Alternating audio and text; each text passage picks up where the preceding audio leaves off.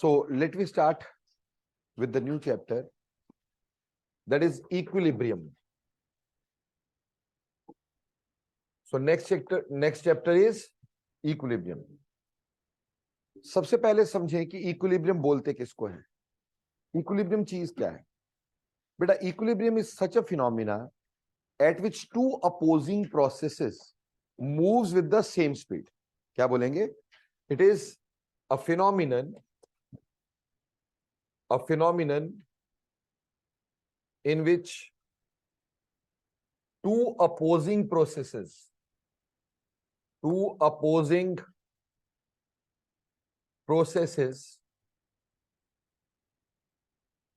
with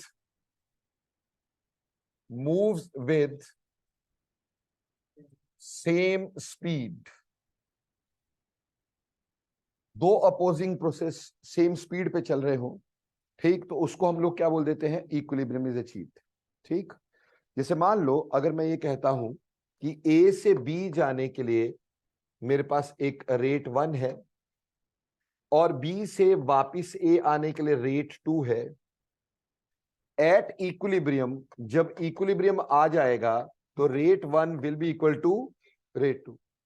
जिस rate से A B में चेंज होगा उसी रेट से बी ए में चेंज होगा. हमें देखने में लगेगा there is no net change, but change होता चला जा रहा है. ठीक, नेट चेंज इज 0. समझ में आई बात? ठीक, तो that is called as an equilibrium. जैसे जितना पढ़ते जा रहे हो पुराना भूलते जा रहा है, इक्विलिब्रियम इज अचीव्ड, है ना. जितना आई जा रहा है उतना जा ही जा रहा है. तो ऐसे ही अगर आपके पास दो अपोजिंग प्रोसेस जो हो उनका रेट सेम होता है, उसको इक्विलिब्रियम बोलते हैं. क्लियर होगी बात? इक्विलिब्रियम कई तरह का होता है, it is not the term for chemistry only. ठीक, इक्विलिब्रियम जो है उसको 3 मेजर पोर्शंस में मैं आपके साथ बांट रहा हूं. ठीक, देयर आर 3 मेजर पोर्शंस जिसको हम इक्विलिब्रियम को बांट रहे हैं. पहली तरह का इक्विलिब्रियम जिसको मैं कहूंगा मैकेनिकल इक्विलिब्रियम. मैकेनिकल इक्विलिब्रियम, ठीक है जी. मैकेनिकल इक्विलिब्रियम कब होता है बेटा? जब इक्विलिब्रियम में position and speed is involved. When in equilibrium position and speed is involved. ठीक, पोजीशन और स्पीड इन्वॉल्व्ड. ठीक, इसके 2 पार्ट होते हैं बेटा. मैकेनिकल इक्विलिब्रियम के 2 पार्ट हुआ करते हैं. ठीक, पार्ट नंबर 1, मैकेनिकल इक्विलिब्रियम का पहला पार्ट जो होता है उसको हम बोलते हैं स्टैटिक इक्विलिब्रियम. स्टैटिक इक्विलिब्रियम बेटा, स्टैटिक इक्विलिब्रियम हम पोजीशन को लेके चलेंगे. स्टैटिक मतलब खड़ा हुआ, एक जगह पे रुका हुआ. ठीक, तो स्टैटिक इक्विलिब्रियम होता है when there is no change in position, when there is no change in position. जब हमारे पास चेंज इन पोजीशन, जब पोजीशन में कोई चेंज नहीं आता तो उसको हम स्टैटिक इक्विलिब्रियम बोलते हैं. फॉर एन एग्जांपल बेटे, अगर मान लो मेरे पास ये वॉल है और वॉल से सटा करके मैंने एक लैडर रख दी. ठीक, अब ये लैडर रख दी, क्या लैडर किसी भी जगह पे रखी जा सकती है ना? किसी एक जगह पे वो टिकेगी. कब टिकेगी? जब इस साइड की फोर्स, इस साइड की फोर्स, दोनों साइड की फोर्स क्या हो जाएगी, इक्वल हो जाएगी. तो ये अपनी जगह पे खड़ी हो जाएगी, गिरेगी नहीं. तो ऐसा इक्विलिब्रियम आया जहां उसकी पोजीशन चेंज नहीं हो रही है. यहां बोल लो कि एक कोई चीज है, यहां एक मान लो भाई साहब है. ठीक, इनको एक साइड से इन भाई साहब ने खींचा, एक साइड से इन भाई साहब ने खींचा. जितनी फोर्स ये लगा रहा है उतनी फोर्स ये लगा रहा, क्या उसकी पोजीशन चेंज होगी? उसकी पोजीशन चेंज नहीं होगी. तो ये अपनी जगह पे खड़ा हुआ है. जब पोजीशन चेंज नहीं होता तो क्या होता है? मैकेनिकल इक्विलिब्रियम होता है. समझ में आ गई बेटे बात? So this mechanical static equilibrium, mechanical static equilibrium. और दूसरा होता है डायनामिक इक्विलिब्रियम. Dynamic equilibrium. अब मैकेनिकल डायनामिक इक्विलिब्रियम किसको बोलेंगे बेटे? जहां पोजीशन का चेंज तो हो रहा हो बट स्पीड का चेंज ना हो रहा हो. when there is no change in speed or velocity, when there is no change in speed, position में चेंज। फिजिक्स में अक्सर तुम बोलते हो कि a body is moving with a constant speed of this, a body is moving with a constant velocity of this, है ना। जैसे बोलो यहां से राजधानी एक्सप्रेस दिल्ली के लिए चली with a constant speed of 100 kilometre per hour, उसकी स्पीड चेंज नहीं हो रही है, ठीक, उसकी स्पीड चेंज नहीं हो रही है, उसकी सिर्फ क्या हो रही है, पोजीशन चेंज हो रही है। तो ऐसे मैकेनिकल इक्विलिब्रियम को डायनामिक मैकेनिकल इक्विलिब्रियम बोलते हैं। तो जैसे समझ में आया कि मैकेनिकल इक्विलिब्रियम जो है ये हमारी केमिस्ट्री का पार्ट नहीं हो सकता है, क्योंकि इसमें मैकेनिक्स डील हो रही है, यानी पोजीशन हो रहा है, वेलोसिटी डील हो रहा है। तो ये फिजिक्स का पार्ट है। आप फिजिक्स की जितनी चीजें पढ़ते हो बेटा, ठीक, जैसे आपने अभी काइनेमेटिक्स पढ़ा होगा, है ना, Newton laws of motion etcetera, वो सब इसी इक्विलिब्रियम को बेस पे लेके चलते हैं। या उसमें डायनामिक इक्विलिब्रियम होता है, या उसमें स्टैटिक इक्विलिब्रियम होता है। यहां बोलते उसकी पोजीशन चेंज नहीं हुई, यहां बोलते उसकी स्पीड चेंज नहीं हुई, कांस्टेंट एक्सेलरेशन है, कांस्टेंट रिटार्डेशन है, इस तरह की चीजें बोलते हो ना बेटा। सो ये फिजिक्स का काम है, मैकेनिकल इक्विलिब्रियम। दूसरी तरह का हमारे पास इक्विलिब्रियम आता है बेटा, जिसको हम बोलते हैं थर्मोडायनामिक इक्विलिब्रियम, थर्मोडायनामिक इक्विलिब्रियम। अब थर्मोडायनामिक इक्विलिब्रियम क्या होता है कि when thermodynamic properties are involved in equilibrium, when in equilibrium thermodynamic properties are involved, thermodynamic properties are involved, जिसमें थर्मोडायनेमिक प्रॉपर्टीज इन्वॉल्व होती है। Now what do you mean by thermodynamic properties? For example, we can have pressure, जब pressure का change ना हो रहा हो। We can have temperature, जब टेम्परेचर का चेंज ना हो रहा हो। वी कैन हैव वॉल्यूम, जब वॉल्यूम का चेंज ना हो रहा हो। We can have concentration, density, etcetera etcetera.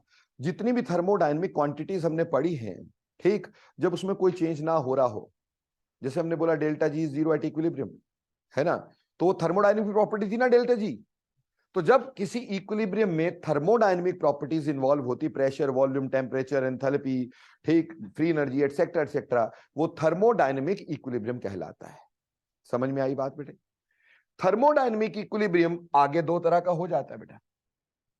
Thermodynamic equilibrium आगे दो तरह का हो जाता है, जैसे ये दो तरह का, वैसे ये भी दो तरह का, ठीक। इसमें हमारे पास पहली तरह का आ जाता है जिसको हम बोल देते हैं physical equilibrium. Physical equilibrium, physical equilibrium, when in equilibrium only physical changes are involved. When in equilibrium,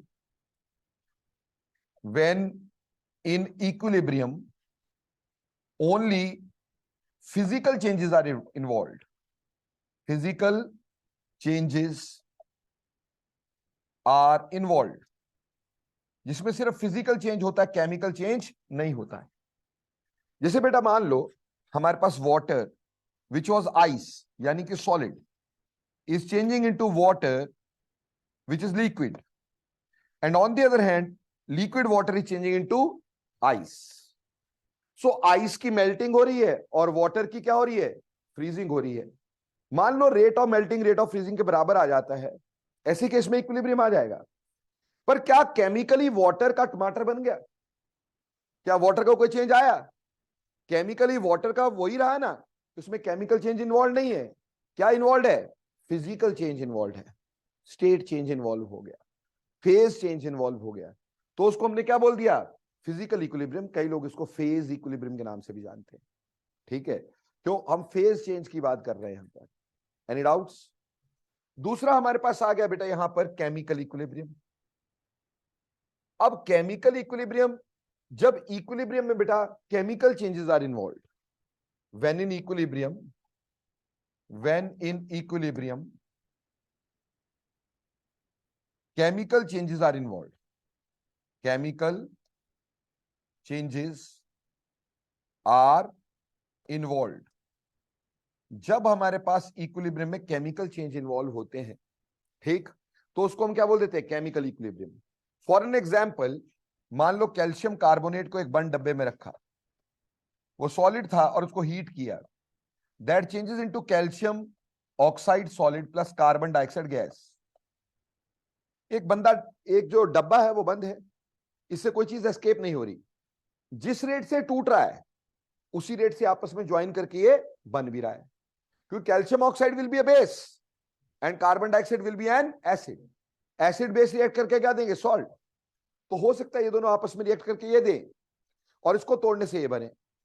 तो इसमें आप देख रहे हो हमारे पास क्या इन्वॉल्व हो रहा है, केमिकल चेंज। पहले कैल्शियम कार्बोनेट था, अभी लाइम और कार्बन डाइऑक्साइड। कहने का मतलब there is a chemical change involve.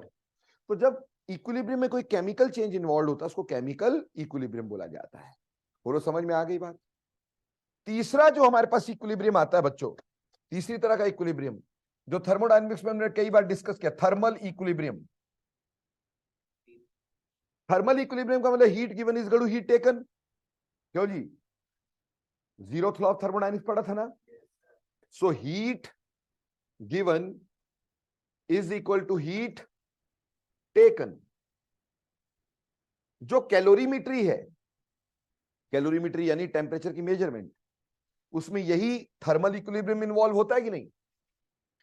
ठीक, आप क्या करते हैं, आप थर्मोमीटर से अपना टेम्परेचर मेजर करते हैं, किसी चीज का टेम्परेचर मेजर करते हैं, उसमें जीरोथ लॉ लगता है, और हमने बोला जीरोथ लॉ में क्या होता है, थर्मल इक्विलिब्रियम होता है, heat given is equal to heat taken होता है।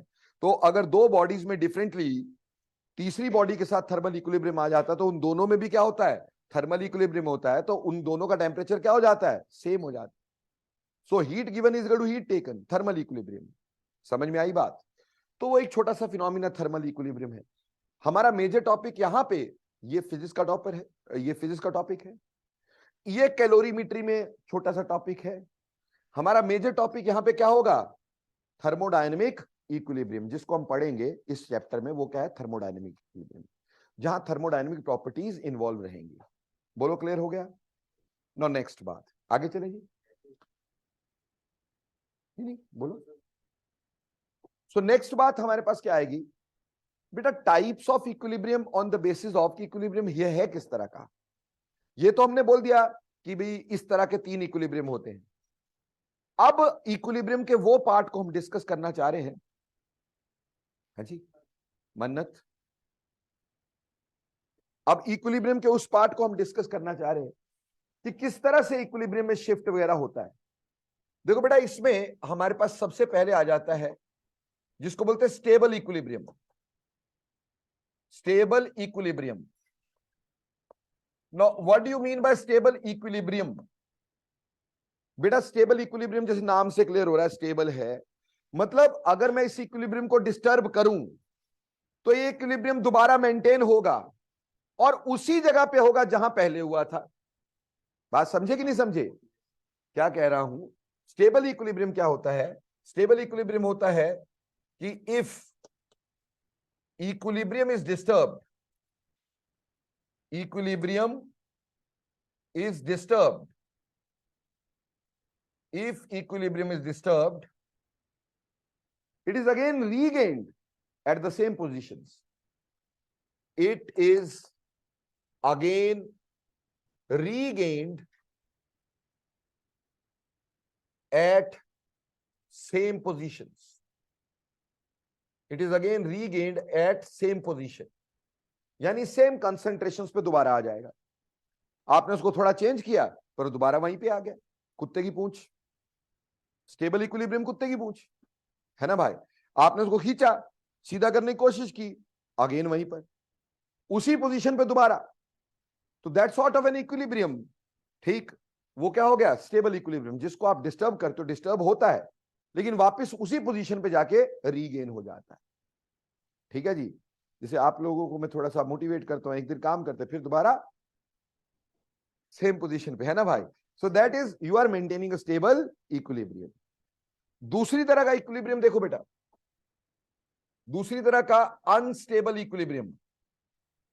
Unstable equilibrium. Now when you talk about unstable equilibrium, ऐसा इक्विलिब्रियम जिसको आपने डिस्टर्ब कर दिया तो डिस्टर्ब हो गया, फिर वो रीगेन ही नहीं होता, फिर दोबारा आता ही नहीं। ठीक, ऐसा equilibrium, if equilibrium is disturbed, equilibrium is disturbed, it cannot be regained again. ठीक, जैसे प्यारे बच्चों एक सिंपल एग्जांपल देता हूं। कहते हैं कि चॉकलेट खाने से दांत खराब हो जाते हैं, है ना? सच है क्या? है, बिल्कुल ठीक। चॉकलेट खाने से दांत खराब होते हैं, पर मैं बताऊं खाना खाने से उससे ज्यादा खराब हो सकते हैं। ठीक, बशर्ते आप सोने से पहले ब्रश नहीं करोगे तो भैया दांत ज्यादा खराब होंगे देन चॉकलेट से। क्यों? बेटा चॉकलेट जो होती है ना वो फिर भी सॉल्युबल है, और आपका टंग जो होती है ना ये नेचुरल स्कैवेंजर कहलाती है। आपके दांत में कुछ फंस जाए ना, आपकी टंग अपने आप वहां बिना चाहे आपकी टंग मुंह में क्या होती रहेगी, मूव करती रहेगी उसको हटाने के लिए, है ना?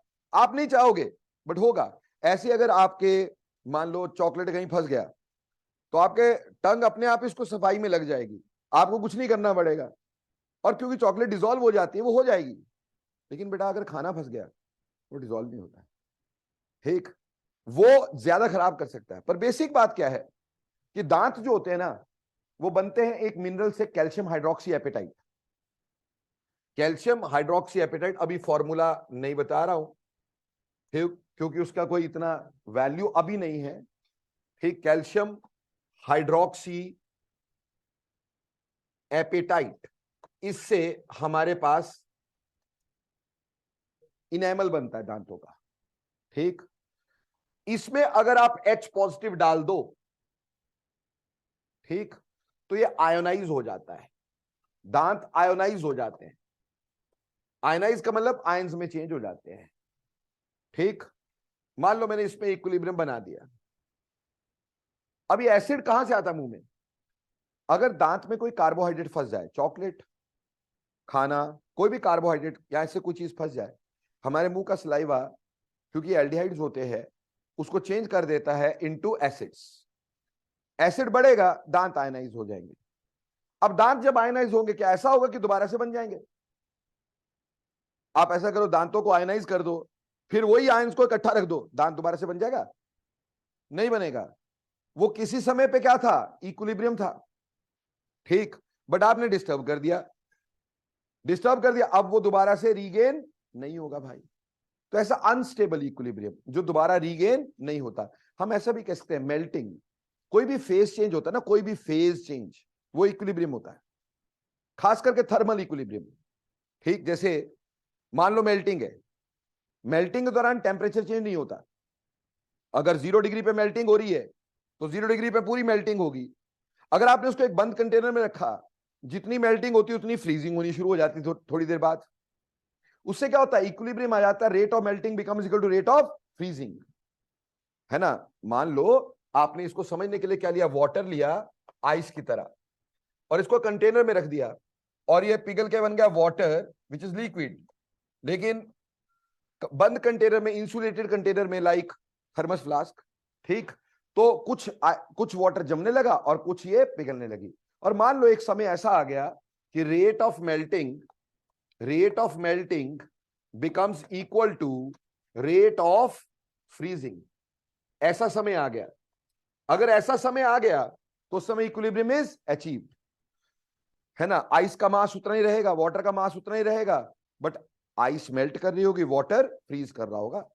अब ऐसे समय पे इक्विलिब्रियम है, आपने टेम्परेचर बढ़ा दिया, इक्विलिब्रियम को डिस्टर्ब कर दिया, सारी आइस पिघल गई। अब क्या दोबारा से बनेगी? अगर टेम्परेचर आपने चेंज ही नहीं किया, आपने 25 डिग्री पे टेम्परेचर ला के रख दिया, क्या दोबारा रीगेन होगा ये? It can not be regained again. So this sort of an equilibrium is called as unstable equilibrium. Got it और नॉट? तीसरी तरह का मेटास्टेबल इक्विलिब्रियम, ध्यान से समझ लेना। अब मेटास्टेबल इक्विलिब्रियम क्या होता है बेटा? मेटास्टेबल इक्विलिब्रियम होता है कि अगर इक्विलिब्रियम पे कोई चेंज लाएं, ठीक, इक्विलिब्रियम डिस्टर्ब हो जाए, डिस्टर्ब होने के बाद दोबारा रीगेन करे, बट किसी और पोजीशन पर, पहली वाली पोजीशन पे नहीं, किसी और पोजीशन पे रीगेन करे। यानी if equilibrium is disturb, equilibrium is disturbed, it regains itself at any other position.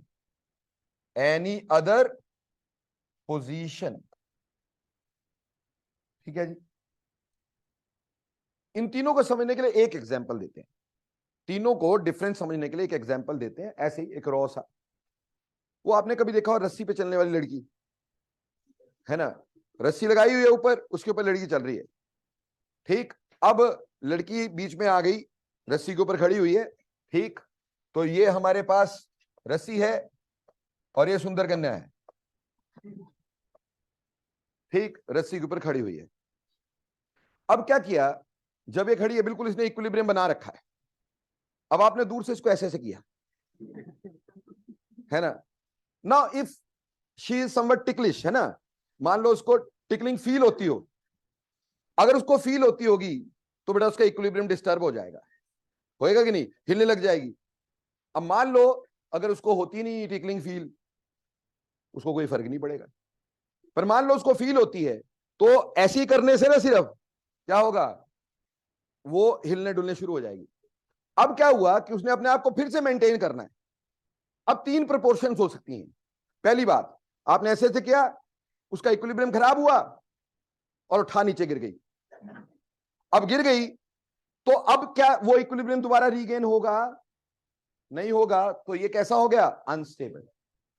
दूसरी बात, अब आपने ऐसा सा किया, ठीक, दूसरी प्रोपोर्शन होगी, ऐसा सा किया, वो इक्विलिब्रियम डिस्टर्ब हुआ, उसने 2 कदम आगे 2 कदम पीछे ऐसे ऐसे करके अपने आप को मेंटेन किया और दोबारा उसी पॉइंट पे आके खड़ी हो गई, है ना, और तुम्हें यूं करने लगी, है ना, कि कर लिया। समझे मेरी बात? तो क्या हो गया कि उसी पोजीशन पे दोबारा आ गई। वो कैसा इक्विलिब्रियम हो गया? स्टेबल। अब वहीं पर वो लड़की को दोबारा से वही मूव कर रही थी, आपने ऐसे से किया, अब इक्विलिब्रियम डिस्टर्ब हो गया। वो आगे गई 2-3 कदम पीछे, और कहीं और जाके उसने फिर से यूं किया, मतलब फिर से इक्विलिब्रियम अटेन हो गया, है ना। पर अब पोजीशन क्या है? डिफरेंट है। तो वो क्या हो गया? मेटास्टेबल। तो अगर वो गिर जाती है तो क्या हो गया? अनस्टेबल। अगर वो उसी पोजीशन पे दोबारा रीगेन कर लेती है तो क्या हो गया? स्टेबल। अगर वो रीगेन तो करती है पर पोजीशन चेंज हो जाती है तो क्या हो गया? मेटास्टेबल। तो ऐसे 3 तरह के इक्विलिब्रियम होते हैं बेटा, अनस्टेबल, स्टेबल एंड मेटास्टेबल। दुनिया में जितने इक्विलिब्रियम है ना, जितने भी हमारे जो हम पढ़ेंगे आगे, 99.9% इक्विलिब्रियम मेटास्टेबल होते हैं। ठीक, मेटास्टेबल यानी वो रीगेन करते हैं अपने आप को, पर किसी और पोजीशन पे करते हैं। कुछ स्टेबल होते हैं और कुछ अनस्टेबल भी होते हैं, पर ज्यादातर जो इक्विलिब्रियम है वो ज्यादातर कैसे होते हैं? जो मेटास्टेबल होते हैं। बोलो क्लियर? तो ये तो हो गया इक्विलिब्रियम कैसे होते हैं। अब हम चलते हैं आगे। सबसे पहली चीज पढ़ेंगे फिजिकल इक्विलिब्रियम। ठीक, फिजिकल इक्विलिब्रियम पहले पढ़ेंगे क्योंकि हमारी पॉइंट ऑफ कंसिडरेशन है thermodynamic equilibrium. Point of consideration क्या है? थर्मोडायनेमिक इक्विलिब्रियम, है ना। अब थर्मोडायनेमिक इक्विलिब्रियम में सबसे पहले हमने कौन सी चीज पढ़ी थी? Physical equilibrium.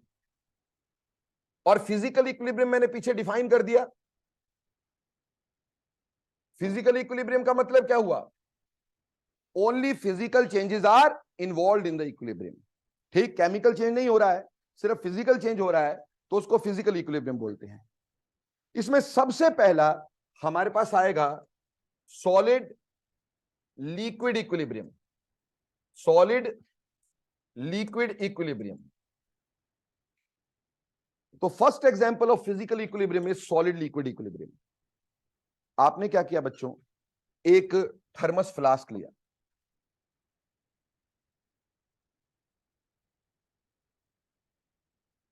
ठीक, इस थर्मस फ्लास्क के अंदर आपने वाटर डाल दिया भाई, ठीक।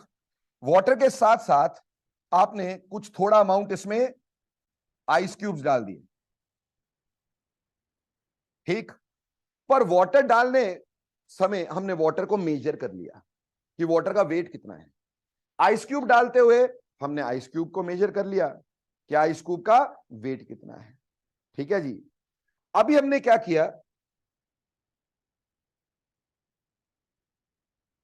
After some time, after some time, कुछ समय बाद, चलो मिट्टी गया बेचारा,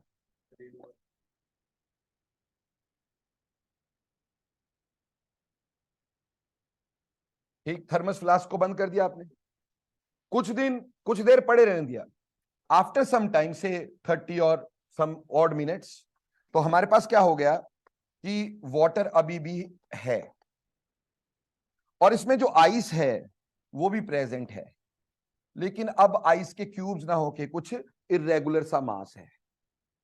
ठीक है जी, इर्रेगुलर सा मास है। ठीक, अब पहले आइस के क्या थे, क्यूब्स थे, अभी ये आइस का इर्रेगुलर मास है।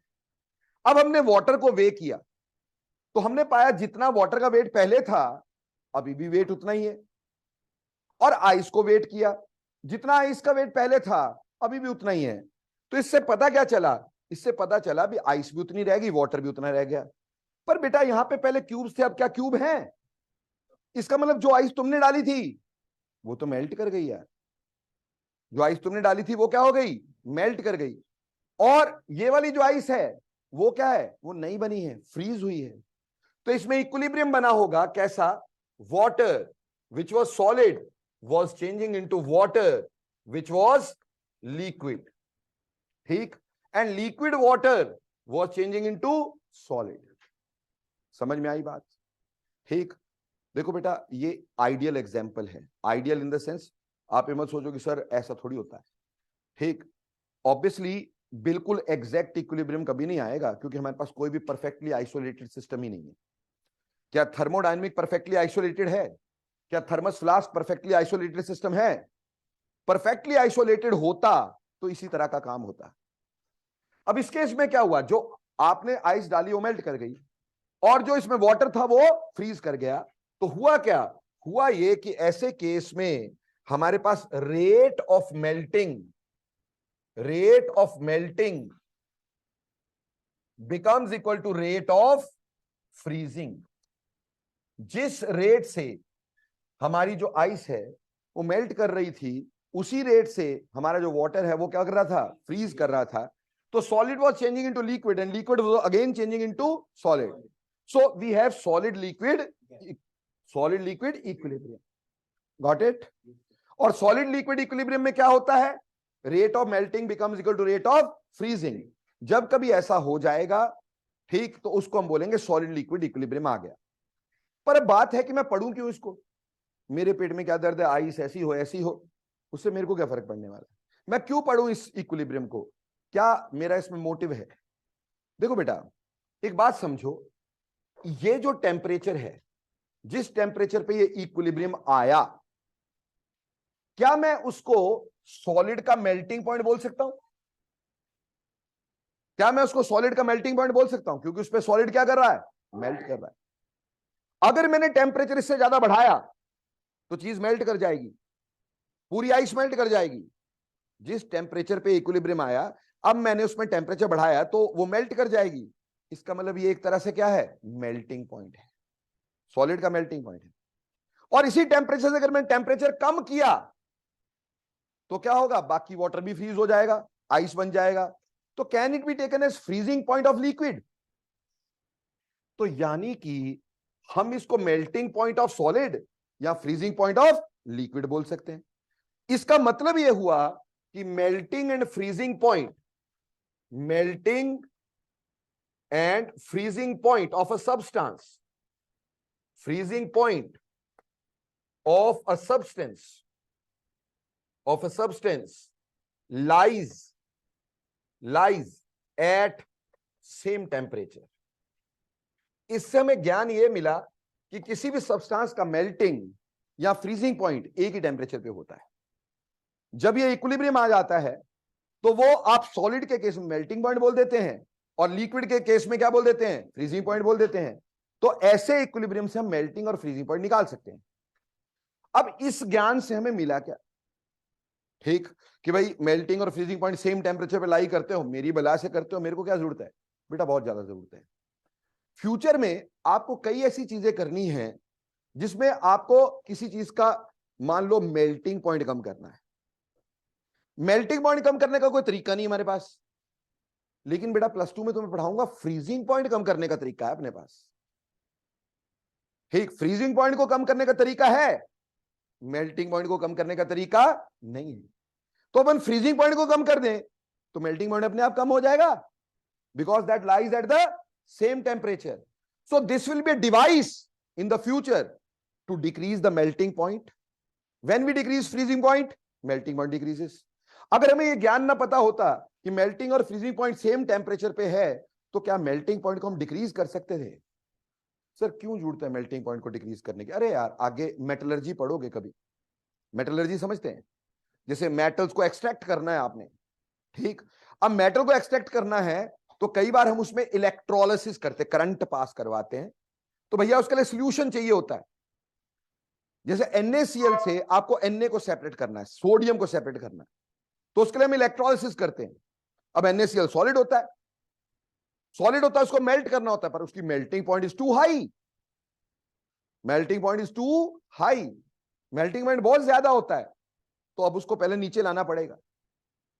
तो हम उसका मेल्टिंग पॉइंट नीचे लाते हैं बाय सम मेथड्स, जो +2 में आप पढ़ोगे।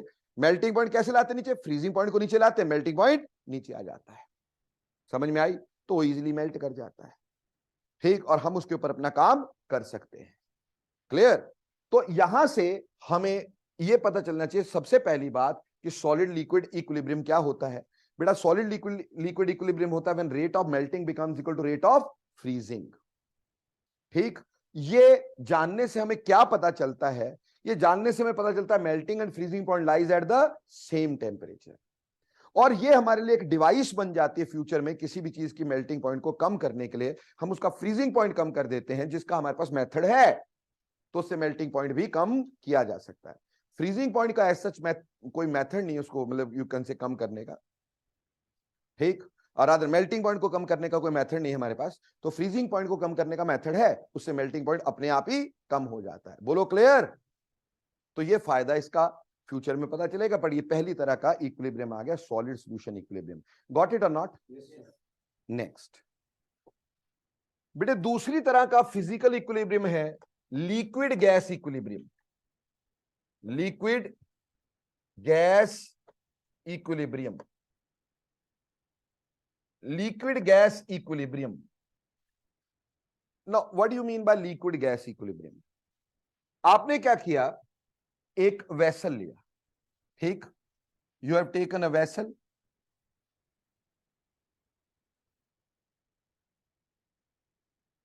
और इस वेसल में आपने एक इस तरह की यू शेप ट्यूब लगा दी, इसको मैनोमीटर बोला करते हैं। क्या बोलते हैं? Manometer. It is just to measure the pressure of gas, ठीक। इस मैनोमीटर में प्यारे बच्चों हमारे पास यहां पर मरकरी होता है, यहां पे हमने मरकरी डाल रखा है, ठीक है जी। अब आपने क्या किया बच्चों, आपने इसमें थोड़ा वाटर डाल दिया, थोड़ा वाटर डाल दिया, ठीक है जी। अब वाटर की टेंडेंसी इवेपोरेट होने की, इवेपोरेशन तो होनी है, ठीक। तो यहां ये इवेपोरेट होगा, वाटर विल इवेपोरेट, ठीक है जी। बेटा जब वाटर इवेपोरेट होगा तो यहां पे वेपर्स बनेंगे, और वेपर की टेंडेंसी है कंडेंस होने की। वेपर यहां कंडेंस हो सकते हैं। वेपर क्यों कंडेंस होंगे? दो वजह से हो सकते हैं। वजह नंबर 1, हो सकता है सराउंडिंग ज्यादा ठंडी हो, तो ये जो वेपर जो कि हॉटर बॉडीज है will give its temperature to surrounding, ठंडी हो जाएंगी, विल फॉल बैक। एक वजह ये हो सकती है, और दूसरी वजह यह भी हो सकती है कि ये वेपर मूव करते करते सरफेस पे टकराए, सरफेस पे टकराए तो वाटर के सरफेस के मॉलिक्यूल इसको पकड़ ले, अट्रैक्ट कर ले, हाइड्रोजन बॉन्ड बना ले, है ना, फोर्स ऑफ अट्रैक्शन बना, उससे कंडेंस हो जाएंगे। शुरुआत में मान लो इवेपोरेशन ज्यादा थी, तो इवेपोरेशन ज्यादा थी, वेपर्स बनते जा रहे थे। जब वेपर बनते जा रहे थे तो वेपर्स का प्रेशर यहां लगता जा रहा था कि नहीं लगता जा रहा था? मरकरी यहां से डाउन आता जा रहा था, और यहां से मरकरी अप जाता जा रहा था। बोलो समझ में आया कि नहीं? यहां से मरकरी ऊपर जाता गया, यहां से मरकरी डाउन आता गया। ये जो हमारे पास डिफरेंस आया यहां पर दोनों लेवल्स में, वो प्रेशर किसका है? वो प्रेशर ऑफ वेपर्स है। वेपर ने जो प्रेशर कॉज किया, अगर वो नहीं किया होता दोनों लेवल क्या थे? बराबर। पर जब यहां प्रेशर लगाया, ये वाला मरकरी नीचे गया, यहां वाला मरकरी ऊपर आया। समझे मेरी बात? जैसे प्रेशर लगता रहेगा ऐसा होता रहेगा। अब आप क्या देखेंगे, आफ्टर सम टाइम ये अपनी जगह से हिलना बंद हो जाएगा। ये अपनी जगह से हिलना बंद हो जाएगा, मरकरी वहीं रह जाएगा। क्यों? क्योंकि वहां पे एक इक्विलिब्रियम आ जाएगा। किस तरह का? Water which was liquid was changing into water which was vapors or gas। वैसे आपको पता है वेपर्स और गैस में डिफरेंस होता है, इसलिए मैं वेपर ही लिख रहा हूं। ठीक? तो water which is liquid changing into water which is vapours. On the other hand this vapours were changing into liquid. यानी एक तो हो गई rate of evaporation, rate of evaporation, जिस रेट से इवेपोरेशन हो रही थी, यानी water was changing into water vapours, उसी रेट से रेट ऑफ कंडेंसेशन, दोनों बराबर हो गई। Rate of evaporation becomes equal to rate of condensation. अभी दोनों बराबर हो गई। जब दोनों बराबर हो गई, इक्विलिब्रियम अचीव हो गया कि नहीं? जिस रेट से ये वेपर बन रहा है उसी रेट से ये क्या बन रहा है? लिक्विड बन रहा है। तो इक्विलिब्रियम इज अचीव्ड। तो बेटा आपका लिक्विड गैस इक्विलिब्रियम कब आएगा? बेटा लिक्विड गैस इक्विलिब्रियम आएगा when rate of evaporation is equal to rate of condensation. Sir मैं क्यों पढ़ूं इसको? देखो बेटा, बेसिक बात क्या है, जब ये इक्विलिब्रियम आया, यहां पे वेपर्स का अमाउंट बढ़ेगा क्या? जब ये इक्विलिब्रियम आ गया तो क्या यहां वेपर्स का अमाउंट बढ़ेगा? क्योंकि जितना इवेपोरेशन हो रही उतनी कंडेंसेशन हो रही, वेपर का अमाउंट उतना ही रह गया। जब वेपर का अमाउंट चेंज नहीं होगा तो क्या उसके द्वारा कॉज्ड प्रेशर चेंज होगा? नहीं होगा। तो उस समय ये जो प्रेशर है उसको हम बोल देते हैं वेपर प्रेशर। क्या बोल देते हैं? Vapour pressure. और वेपर प्रेशर को डिफाइन ही ऐसे कर देते हैं आप लोग। आप बोलते हो vapour pressure is pressure exerted by vapours, pressure exerted by vapours on the surface of liquid, on the surface of liquid in equilibrium। क्या कहा मैंने? Pressure exerted by vapours on the surface of liquid in equilibrium. जब equilibrium में जो pressure, equilibrium कौन सा है? Liquid gas equilibrium, यानी rate of evaporation becomes equal to rate of condensation. उस समय प्रेशर चेंज नहीं होगा जब तक आप टेम्परेचर चेंज नहीं करोगे। हाँ, टेम्परेचर चेंज करने से चेंज हो सकता है, पर टेम्परेचर को अगर कांस्टेंट रखा तो ये चेंज नहीं होगा। समझ में आई बात? तो ऐसे केस में जो यहां प्रेशर होगा उसको वेपर प्रेशर बोलेंगे। तो इस इक्विलिब्रियम की वजह से हमें वेपर प्रेशर पता चला। तो सर वेपर प्रेशर जान के हमने क्या छुन छुने बजा लिया? बेटा वेपर प्रेशर जानने से हमें बॉइलिंग पॉइंट पता चलेगा। क्योंकि बेटा बॉइलिंग पॉइंट जो होता है ना, boiling point is a temperature, boiling point is a temperature at which vapor pressure of liquid becomes equal to atmospheric pressure, becomes equal to atmospheric pressure। जब वेपर प्रेशर एटमॉस्फेरिक प्रेशर के बराबर हो जाता है, उस टेम्परेचर को आप क्या बोल देते हैं बेटा?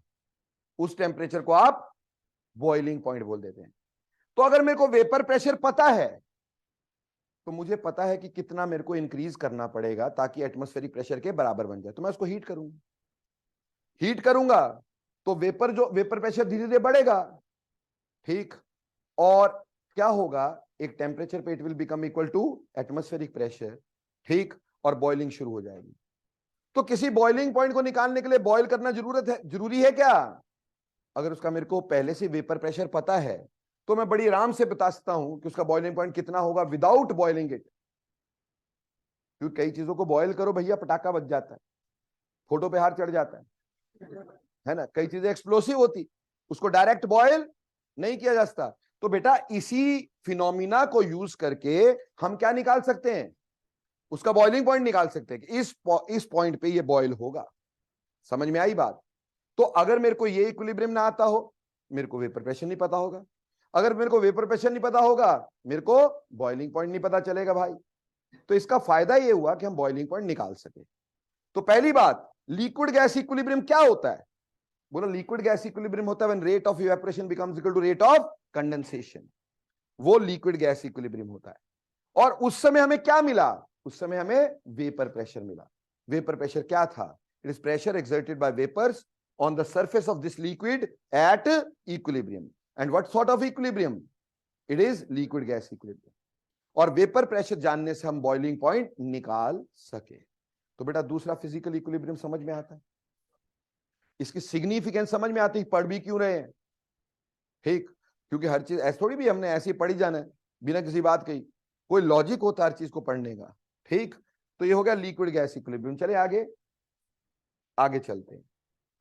तीसरी तरह का equilibrium, third type of equilibrium. बेटा तीसरी तरह का इक्विलिब्रियम हमारे पास होगा जिसको बोलेंगे solid solution equilibrium. Solid solution equilibrium.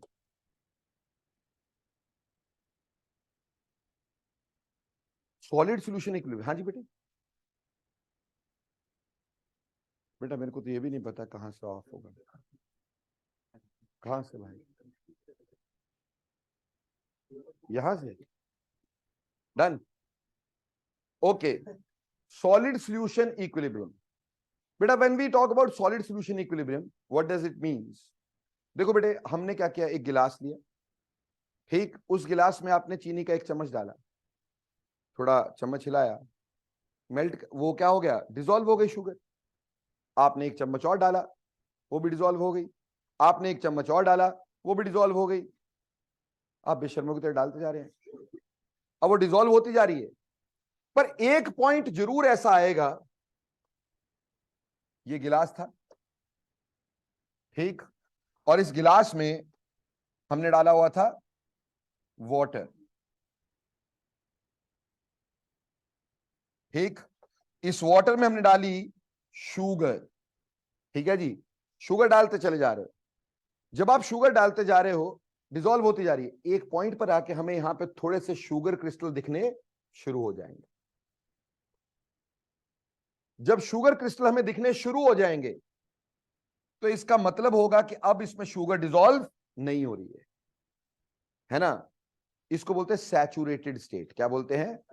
Saturated state. Saturated state किसको बोलेंगे? अगर कोई पूछे कि सैचुरेटेड स्टेट किसको बोलेंगे, आप बोलोगे सैचुरेटेड स्टेट जिसमें no further reaction takes place, है ना। मैं पढ़ाता जाऊंगा, तुम समझते जाओगे, थोड़े टाइम बाद सिर्फ मुंह हिलता नजर आएगा, समझ कुछ नहीं आ रहा है ना। कईयों का वो पॉइंट पहले आ जाता है, आधे घंटे बाद, कईयों का 1.5 घंटे बाद, है ना। तो आ तो जाता है सभी का, फिर वो उनको सिर्फ मेरा मुंह हिलता नजर आता है, पल्ले कुछ नहीं पड़ रहा होता है। तो वो हो गई सैचुरेशन। क्या हो गई? सैचुरेशन, ठीक। तो सैचुरेटेड स्टेट यानी नो फर्दर रिएक्शन या no further net reaction is taking place. Net reaction is taking place, उसको सैचुरेटेड स्टेट बोलते हैं। जैसे इस केस में हम ये बोल सकते हैं, इसमें तो डिसोल्यूशन की बात कर रहे हैं, इसमें डिसोल्यूशन की बात कर रहे हैं, ठीक है। तो अगर इसमें डिसोल्यूशन की बात कर रहे हो तो no more sugar can be dissolve, तो that is called a saturated solution. Saturated solution उसको बोलेंगे जिसमें no more sugar can be dissolve, वो सैचुरेटेड सॉल्यूशन होगी, सैचुरेशन हो गई। लेकिन क्या यह बात सच है कि इसमें डाली हुई शुगर डिसॉल्व नहीं हो रही, कि हम जो शुगर डाल रहे हैं वो डिसॉल्व नहीं हो रही? क्या ये सच है? ऐसा सच नहीं है। अब हम क्या करेंगे इसको प्रूव करने के लिए कि जो शुगर हम डाल रहे हैं वो तो डिसॉल्व हो रही है, और इसमें जो ऑलरेडी प्रेजेंट शुगर है वो प्रेसिपिटेट हो रही है। इसको प्रूव करना अपन ने, तो हमने पहले सैचुरेटेड सॉल्यूशन बना लिया। क्या बना लिया? सैचुरेटेड सॉल्यूशन, शुगर डाली। अब सैचुरेटेड सॉल्यूशन कैसे पता चला बन गया? आपको थोड़े बहुत क्रिस्टल शुगर के दिखने शुरू हो जाएंगे, वो फर्दर डिसॉल्व नहीं हो रहे होंगे, हम समझ जाएंगे सैचुरेशन आ गई, वहीं रुक जाएंगे। उसके बाद हम क्या करेंगे, इसके अंदर शुगर तो डालेंगे, पर हमने डाल दी रेडियो एक्टिव शुगर। क्या डाली? Radio active sugar. हमने रेडियो एक्टिव शुगर डालनी शुरू कर दी, रेडियो एक्टिव शुगर। अब सर ये कौन सी नई बला है रेडियो एक्टिव शुगर? बेटा जब हम शुगर बनाते, शुगर का फॉर्मूला C12H22O11, ठीक है जी। इसमें कार्बन 12 यूज होता है। मान लो इसको बनाने के लिए हमने कार्बन 14 यूज कर लिया, ठीक, कार्बन 12 की जगह क्या यूज कर लिया? कार्बन 14 यूज कर लिया, ठीक, तो रेडियो एक्टिव हो जाएगी। कार्बन 14 रेडियो एक्टिव होता है, वो रेडियो एक्टिव हो जाएगी। पर सर अब कार्बन 14 कहां से लाएंगे? तो एक काम कर सकते हैं, कभी शुगर बनती देखी है? कभी देखोगे तो शायद आगे जिंदगी में खाने का मन न करे। शुगर कैसे बनाते हैं मैं समझाता तुम्हें।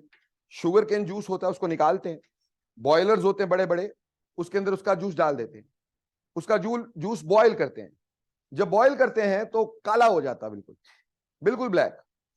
अब जो काला हो जाता है उसको क्रिस्टलाइज करने के लिए, ठीक, उसको पहले हमें सफेद करना पड़ता है। मतलब काली शुगर खाओगे यार, देखने में अच्छी नहीं लगेगी, तो हम उसको कलर निकाल, और वो वैसे भी टार होती है। क्या होती है?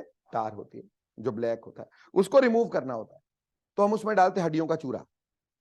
क्या डालते हैं? हड्डियों का चूरा, बोन चारकोल। कहीं पे भी शुगर मिल हो, उसके पास तुम्हें बूचड़ खाना जरूर मिलेगा। ये देख लेना, कहीं पे भी शुगर मिल हो ना, वहां पे एक अलग जगह पे देखना, वह हड्डियों का एक पूरा बड़ा सारा भंडार होगा भाई। यहां से पंजाब की साइड जाओ ना, रास्ते में हजार जगह तुम्हें ऐसे दिखाई देगा, एक कमरा जिसकी छत नहीं है, उसके ऊपर वल्चर बैठे। समझ लेना वो क्या है, वो बूचड़ खाना, यानी कि वहां पे हड्डियां पड़ी होती है और गिद्ध ऊपर बैठे हुए है ना भाई। तो वो हड्डियों का चूरा हम डाल देते। सुन लो यार, वो जो हड्डियों का चूरा होता है, बोन चारकोल, वो अपने ऊपर कलर को एब्जॉर्ब कर लेता है। जो टार होती, जो काला कलर होता है, उसको अपने ऊपर एब्जॉर्ब कर लेता है। तो आपका जो सिरप होता है, दैट बिकम समवट क्लियर, वो थोड़ा क्लियर हो जाता है। और फिर हम उसको क्रिस्टलाइज करते हैं, तो येलो येलो कलर के क्रिस्टल से बन जाते हैं शुगर के। अगर आप बिल्कुल नेचुरल शुगर बाजार से कभी खरीदोगे तो वो व्हाइट नहीं होती, वो लगभग थोड़ी सी ब्राउनिश सी होती है, येलोइश सी होती है, ठीक है। तो वो येलो सी शुगर आपको मिल जाती है, ठीक है जी। अब उसको हम प्योर व्हाइट करते हैं। हम तो जो चीनी खाते प्योर व्हाइट होती है, हम उसके ऊपर सल्फर डाइऑक्साइड का जेट मारते हैं।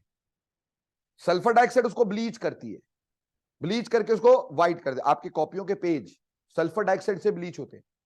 बट सल्फर डाइऑक्साइड जो होती है ना, इसकी ब्लीचिंग टेम्परेरी होती है।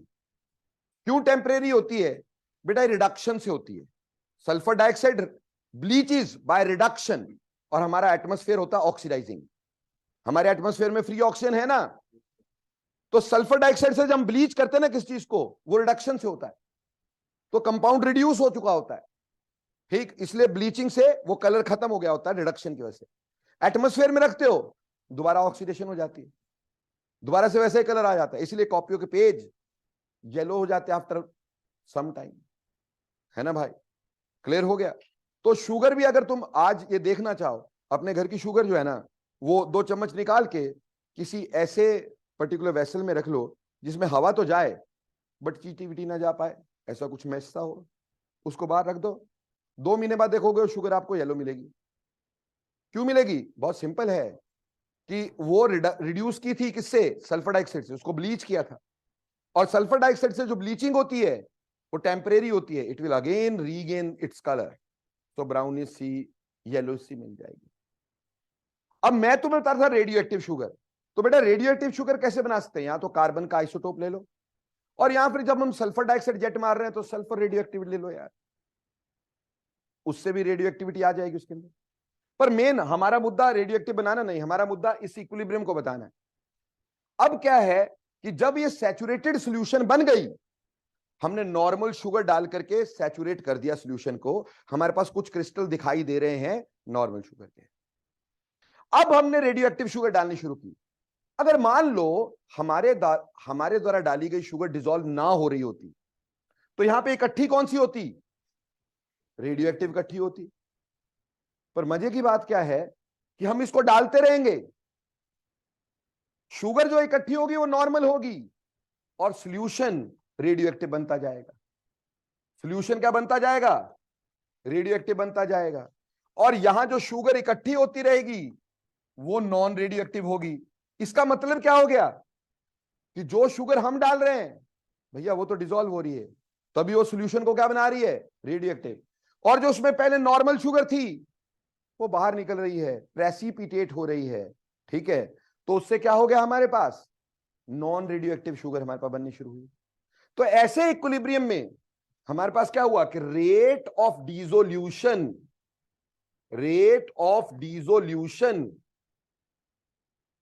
will be equal to rate of precipitation,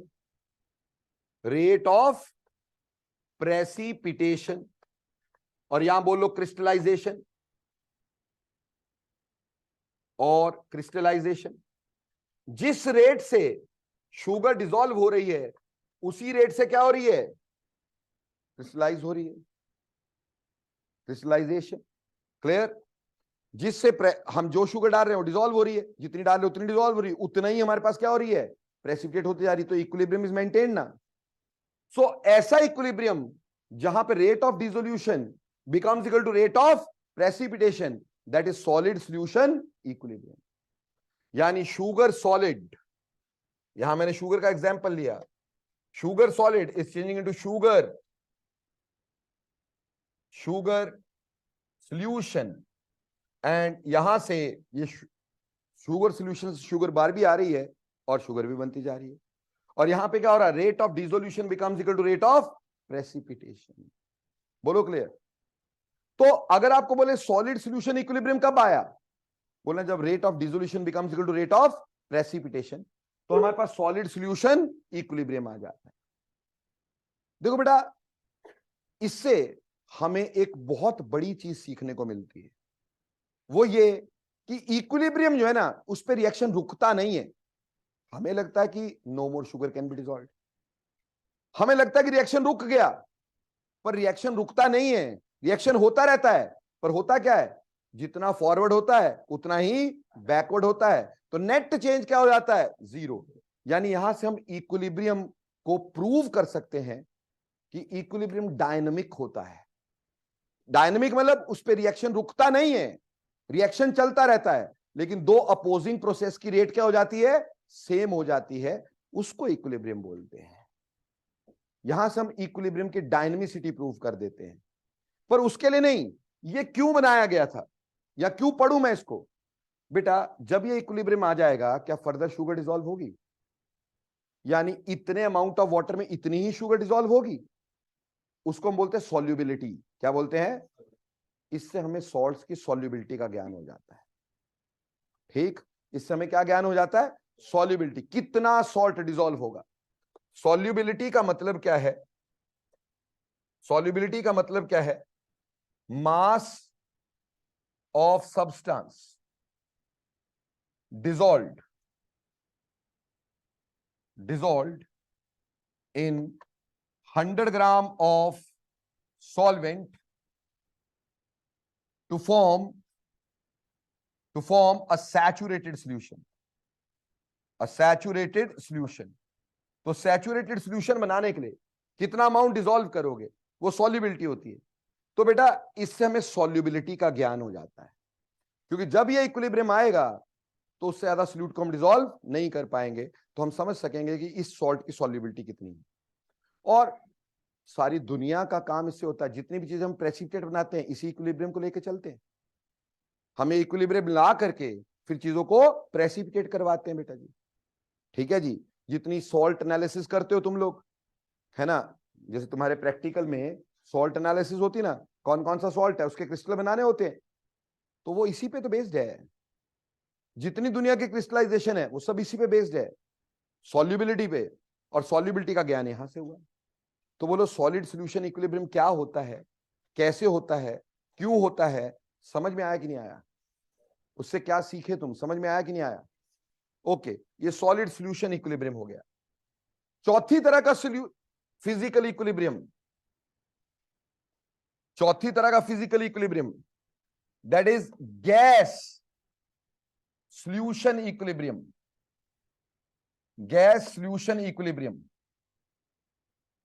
बेटा पेप्सी की बोतल खोलते हो, एकदम से फिस, है ना जी, और थोड़ी देर बाद पहले बुलबुले बहुत सारे उठ रहे होते हैं, थोड़ी देर बाद हमें लगता है बुलबुले उठ नहीं रहे, एक एक छोटा छोटा सा बुलबुला उठ रहा होता है। उस समय क्या होता है, उस समय जितनी गैस बाहर निकल रही होती है उतनी गैस अंदर जा रही होती है। कभी ऐसा नहीं होगा उसमें बुलबुले उठने बंद ही हो जाएं, वो बहुत ही मिनिमम हो जाएंगे, जो हमें नेक्ड आई से शायद दिखाई ना दे। ठीक, थोड़ा सा हिलाओगे दिखेंगे, हल्का से हिलाओगे दोबारा से बुलबुले दिखाई देंगे। ठीक, तो कहने का मतलब क्या है कि गैस सॉल्यूशन इक्विलिब्रियम कब आता है, जब rate of dissolution of gas, rate of dissolution of gas, rate of dissolution of gas is equal to rate of evolution of gas। जिस रेट से गैस डिसॉल्व हो रही है उसी रेट से गैस इवॉल्व हो रही है। जितनी गैस अंदर जा रही है उतनी गैस बाहर आ रही है, तो उसको गैस सॉल्यूशन इक्विलिब्रियम बोलते हैं। समझ में आई बेटा बात? क्लियर? अब गैस सॉल्यूशन इक्विलिब्रियम में सबसे इंपॉर्टेंट इस पर्टिकुलर चैप्टर का एक बहुत important part, Henry's law. Henry's law, देखो बेटा हेनरीज लॉ को विराट रूप में पढ़ाऊंगा +2 में, क्योंकि +2 में एक चैप्टर है सॉल्यूशंस, तो हमें सॉल्युबिलिटी वहां तक पता चलती है, फिर हम हेनरी लॉ को ज्यादा अच्छे से समझ पाते हैं। पर अभी सिर्फ +1 का ही मैं तुम्हें बता रहा हूं। ठीक, ये बहुत बियॉन्ड है +1 से बेटा, +2 में जाके बहुत सारी चीजें पढ़नी होती है, उसके बाद हमें हेनरी लॉ की समझ आती है। बट मैं कोशिश करता हूं थोड़ा सा यहां पे तुम्हें समझाऊं। देखो बेटा एक क्वेश्चन तुम्हें +1 में आ गया, और क्वेश्चन क्या आया +1 के पेपर में, बोला why soda water bottle, soda water fizzes when bottle is opened, bottle is opened। आपने पेप्सी की बोतल खोली, फिज की आवाज आई, है ना?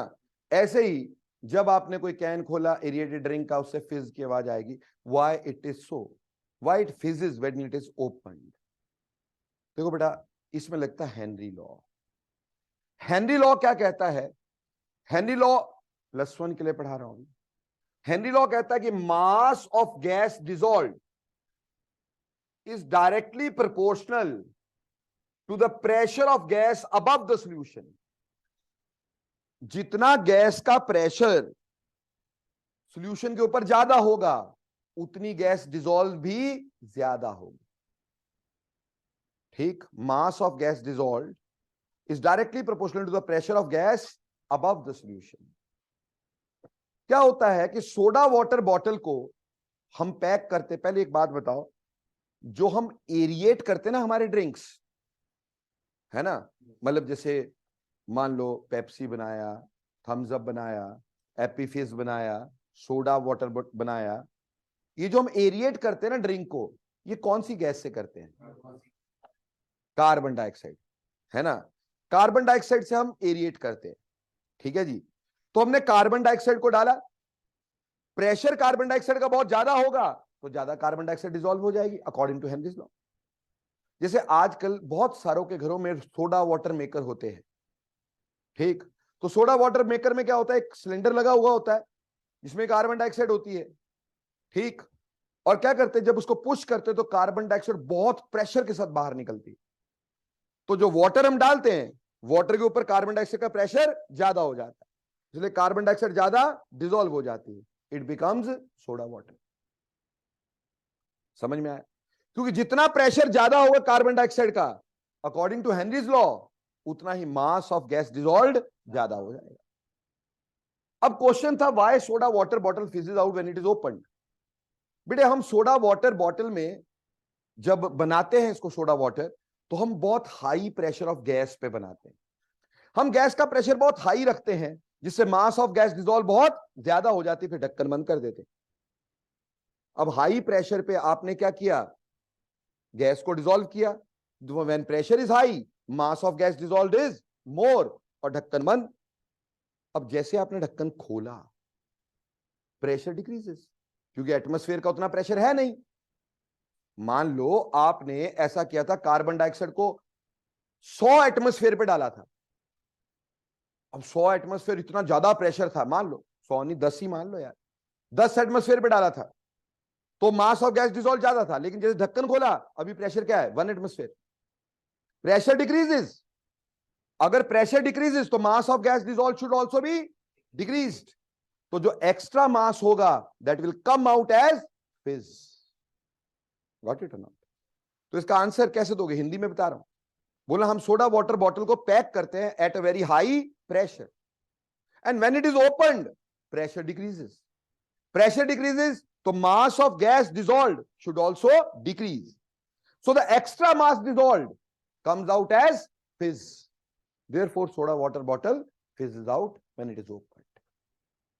हम हेनरी लॉ को, तो हेनरी लॉ तो हमारी जिंदगी का बैकबोन है। कैसे? हम जिंदा ही हेनरी लॉ की वजह से। हमारा जो गैसियस एक्सचेंज है, हम जो सांस ले पा रहे हैं, हेनरी लॉ है परफेक्टली। हम क्या करते हैं, हम सांस के जरिए ऑक्सीजन को, नाइट्रोजन को लेते हैं लंग्स में। लंग्स में कैपिलरीज में आता ब्लड, और वो ब्लड कौन सा होता है, डीऑक्सीजिनेटेड, जिसमें ऑक्सीजन की क्या होती है, कमी। उसके अंदर ऑक्सीजन नहीं होता, उसके अंदर कार्बन डाइऑक्साइड ज्यादा होता है। और जब हम, जो लंग्स में हवा है उसमें कार्बन डाइऑक्साइड कम है, ऑक्सीजन ज्यादा है, तो ऑक्सीजन का प्रेशर ब्लड के ऊपर ज्यादा हो जाता है। जब ऑक्सीजन का प्रेशर ब्लड के ऊपर ज्यादा हो जाता है, ऑक्सीजन किसमें चल जाती है, ब्लड में। प्रेशर ज्यादा ऑक्सीजन का, तो मास ऑक्सीजन का डिसॉल्व ज्यादा, तो ऑक्सीजन ब्लड में चलेगी। सर नाइट्रोजन, बेटा नाइट्रोजन की इतनी सॉल्युबिलिटी नहीं होती जितनी ऑक्सीजन की होती है। ठीक, ये +2 में पढ़ाएंगे अपन आपको। नाइट्रोजन की इतनी सॉल्युबिलिटी नहीं होती जितनी ऑक्सीजन की होती है। तो ऑक्सीजन का प्रेशर ज्यादा होता है, ज्यादा ऑक्सीजन डिसॉल्व हो जाती है, कुछ कुछ नाइट्रोजन भी हो जाती है, पर नाइट्रोजन हमारे यूज की नहीं है, इसलिए हमारी body as it is expel कर देती है उसको। ठीक, हमारी बॉडी से सेल्फ सस्टेन्ड मशीन ना। तो क्या होगा, ऑक्सीजन का प्रेशर ज्यादा होने से ऑक्सीजन ब्लड में डिसॉल्व हो जाती है, और जो एयर है हमारे लंग्स में उसमें कार्बन डाइऑक्साइड कम है, और ब्लड के अंदर कार्बन डाइऑक्साइड ज्यादा है, तो कार्बन डाइऑक्साइड का प्रेशर एयर पे ज्यादा हो जाता है, तो carbon dioxide comes out and moves into the air of lung. Carbon dioxide बाहर आ गई, ऑक्सीजन अंदर चला गया, ब्लड ऑक्सीजनेटेड हो गया। अब वहां से ब्लड चला कहां, सेल की तरफ। सेल में मेटाबॉलिक एक्टिविटी हो रही थी भाई, वहां पे ऑक्सीजन नहीं थी, वहां कार्बन डाइऑक्साइड बन रही थी, और ब्लड हमारा लेके क्या आया, ऑक्सीजन। अब ऑक्सीजन का प्रेशर सेल सैप के ऊपर ज्यादा हो गया, जो सेल का सैप है उसके ऊपर ऑक्सीजन का प्रेशर ज्यादा हो गया, तो oxygen goes into the SAP, और सैप के अंदर कार्बन डाइऑक्साइड बहुत ज्यादा थी, और अब हमारे ब्लड में कार्बन डाइऑक्साइड कम थी, तो कार्बन डाइऑक्साइड का प्रेशर ब्लड में ज्यादा हो गया, ब्लड के ऊपर ज्यादा हो गया, तो कार्बन डाइऑक्साइड किस में चल गई, ब्लड में, ऑक्सीजन किस में, सेल में। ऑक्सीजन की हमने यूज, और कार्बन डाइऑक्साइड ब्लड लेके दोबारा लंग्स में चला गया। तो ये गैसियस एक्सचेंज क्यों है, that is due to Henry's law. हम जिंदा इसकी वजह से हैं।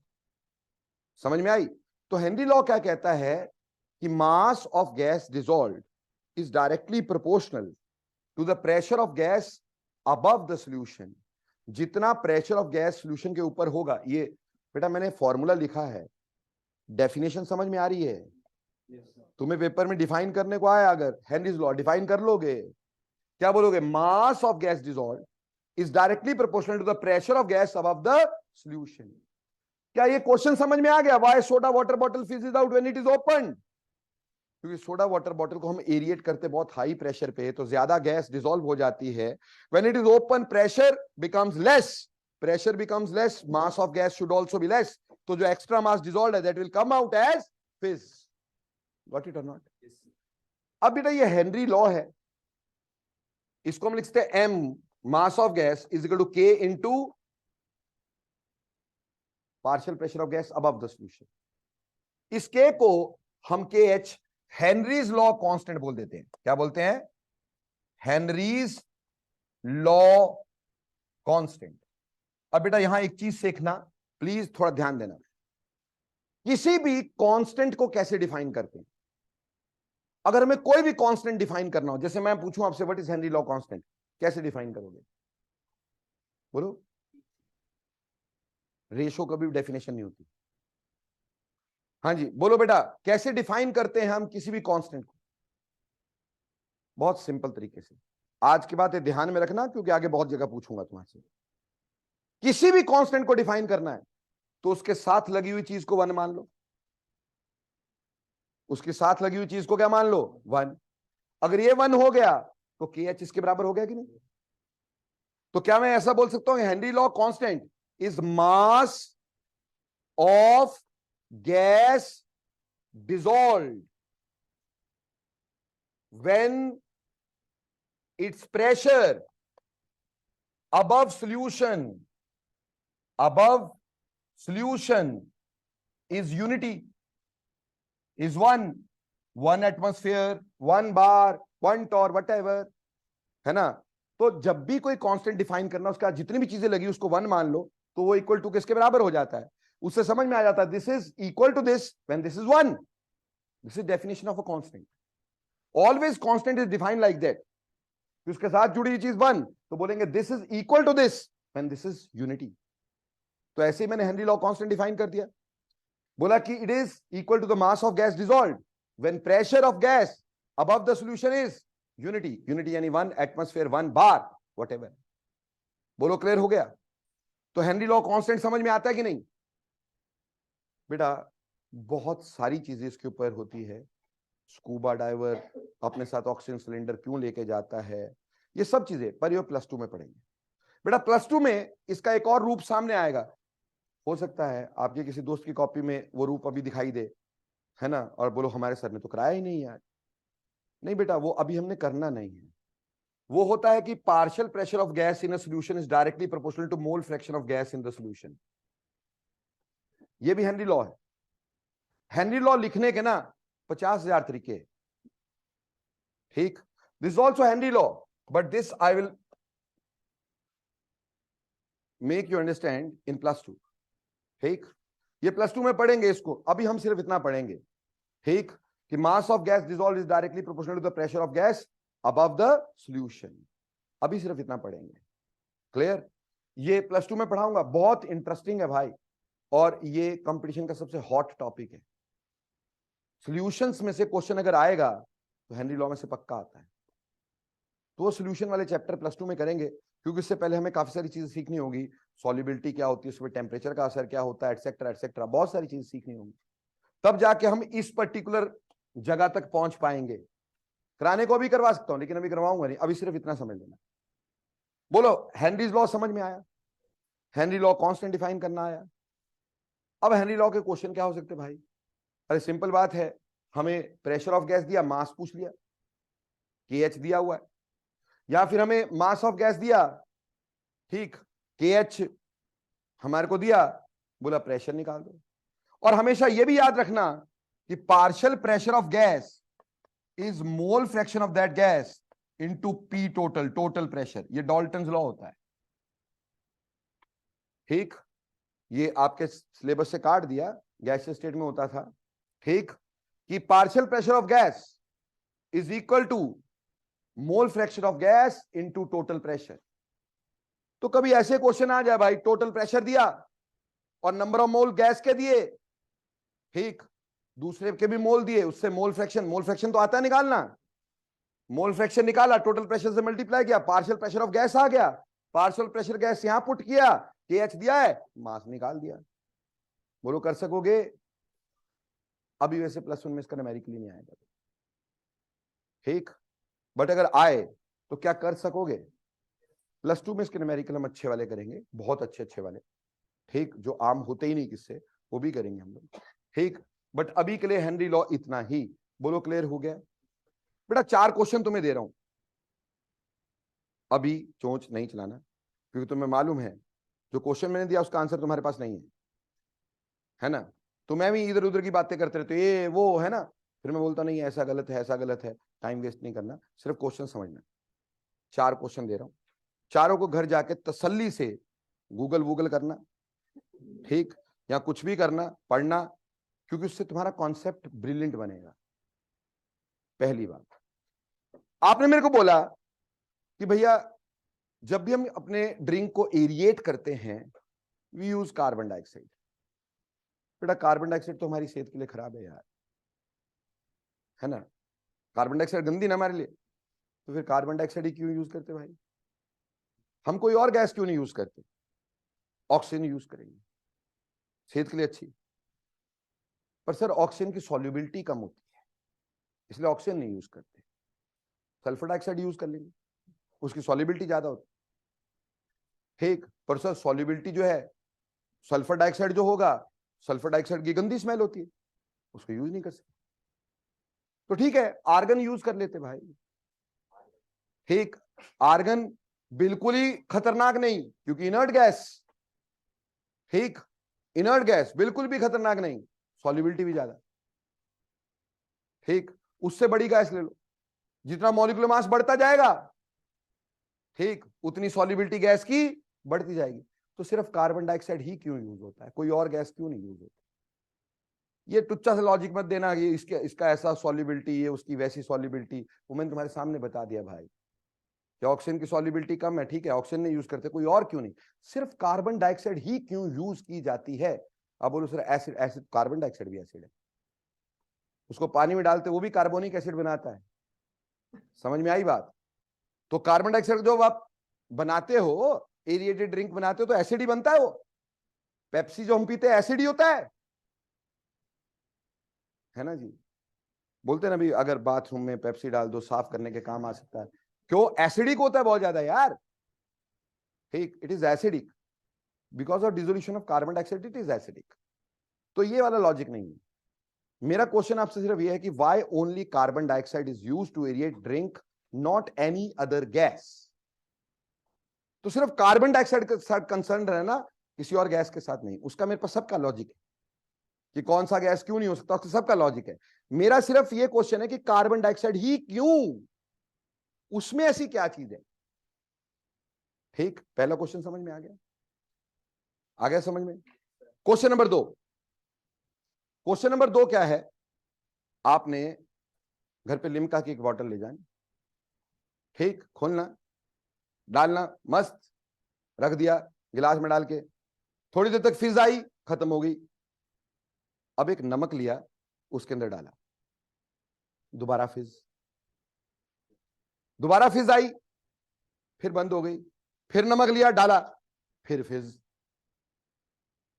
ये नमक डालने से ऐसा क्या होता है कि फिज दोबारा आ जाती? क्या दोबारा गैस डिसॉल्व हो जाती है? ऐसा थोड़ी होता है, ठीक। तो नमक डालने से ऐसा क्या होता है कि फिज बढ़ जाती है? दूसरा क्वेश्चन, पहला कार्बन डाइऑक्साइड क्यों यूज हुआ, दूसरा नमक डालने से फिज बढ़ी क्यों, तीसरा अक्सर आपने देखा होगा, है ना, अभी T20 वर्ल्ड कप जीता भाई इंग्लैंड, है ना, ले शैंपेन पकड़ी और दे देना। तो जब आप किसी एरिएटेड ड्रिंक की बॉटल को ऐसे शेक करते हो तो फिज बहुत ज्यादा हो जाती है।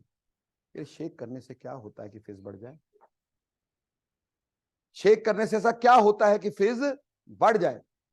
Why by shaking fizz increases? तीसरा क्वेश्चन। चौथा क्वेश्चन आप लोगों के लिए कंटेम्परेरी क्वेश्चन। आप अक्सर यूट्यूब के या सोशल मीडिया वाले लोग हैं तो यूट्यूब पे तरह तरह की चीजें देखते, तो एक वीडियो भी देखा होगा, पेप्सी की बोतल में मेंटोस डालो बॉटल फट जाती है ना भाई? अब मेरे को तुम्हारे से यही जानना है कि ऐसा क्या होता है कि जब आप पेप्सी में मेंटोस डालते हो तो बॉटल फटती क्यों है? कोई chemical reaction is not responsible for it, mind it, ठीक। ये मत बोल देना सर केमिकल रिएक्शन हुआ, हीट निकली, बॉटल फट गई। अरे ऐसा नहीं होता यार, ठीक। और सारी बॉटलें फटती भी नहीं है भाई, ये भी समझ लेना। वो कोई ओकेजन चांस होता है कि हाँ जी फट गई, चांस है कि वो फट सकती है, ठीक है। तो ये 4 क्वेश्चन मैंने तुम्हारे को दिए हैं, आराम से तसल्ली से इसको पढ़ना समझना, ठीक। समझ फिर भी नहीं आएगा, पूछना मेरे से पड़ेगा, बट कोशिश करना कि आप लोग इन क्वेश्चंस को समझ सकें, क्योंकि बेटा इससे ना सॉल्युबिलिटी का बड़ा अच्छा ज्ञान होगा। कार्बन डाइऑक्साइड ही क्यों, तो पता चलेगा क्या वजह होती है किसी भी ड्रिंक को एरिएट करने के लिए। ठीक, फिर आप अगर पढ़ोगे सॉल्ट से क्यों ऐसा होता है, फिज बढ़ती है, तो उससे आपको सॉल्युबिलिटी पे टेम्परेचर का असर पता चलेगा। ठीक, फिर अगर आप बोलते हो कि जी हिलाने से फिज बढ़ती है, ठीक, उस पे आपको और चीज पता चलेगी, प्रेशर का असर पता चलेगा। ठीक, और फिर मेंटोस वाली बॉटल से उससे आपको एक और चीज पता चलेगी। तो कई सारी चीजें इससे समझोगे तो जाके तुम्हारा कंसेप्ट बहुत ही प्यारा मलाई की तरह। ठीक, तो यानी हेनरीज लॉ समझ में आया कि नहीं आया, और ये चारों फिजिकल इक्विलिब्रियम समझ में आए तुम्हारे को कि नहीं। तो चार फिजिकल इक्विलिब्रियम भैया दोबारा से देख लो। ठीक, पहला physical equilibrium solid liquid equilibrium, rate of melting is equal to rate of freezing. दूसरा liquid gas equilibrium, rate of evaporation is equal to rate of condensation. तीसरा solid solution equilibrium, rate of dissolution is equal to rate of precipitation. चौथा gas solution equilibrium, rate of dissolution of gas is equal to rate of evolution of gas. And then we had Henry's law only for +1. ठीक, it has a deep knowledge in it. Henry law बहुत कुछ है, वो आगे +2 में देखेंगे। ठीक, तो बेटा ये तो हमारे पास था फिजिकल इक्विलिब्रियम। अब हम पढ़ने जा रहे हैं बेटा कैरेक्टरिस्टिक्स ऑफ इक्विलिब्रियम। टाइम थोड़ा कम है, हो सकता है आधे कैरेक्टरिस्टिक आज हो आधे कल हो, ठीक है, बट क्या करूं, अभी करना पड़ेगा हमारे को, नहीं तो इतना टाइम छोड़ नहीं सकता। ठीक, तो कैरेक्टरिस्टिक ऑफ इक्विलिब्रियम की बात करेंगे।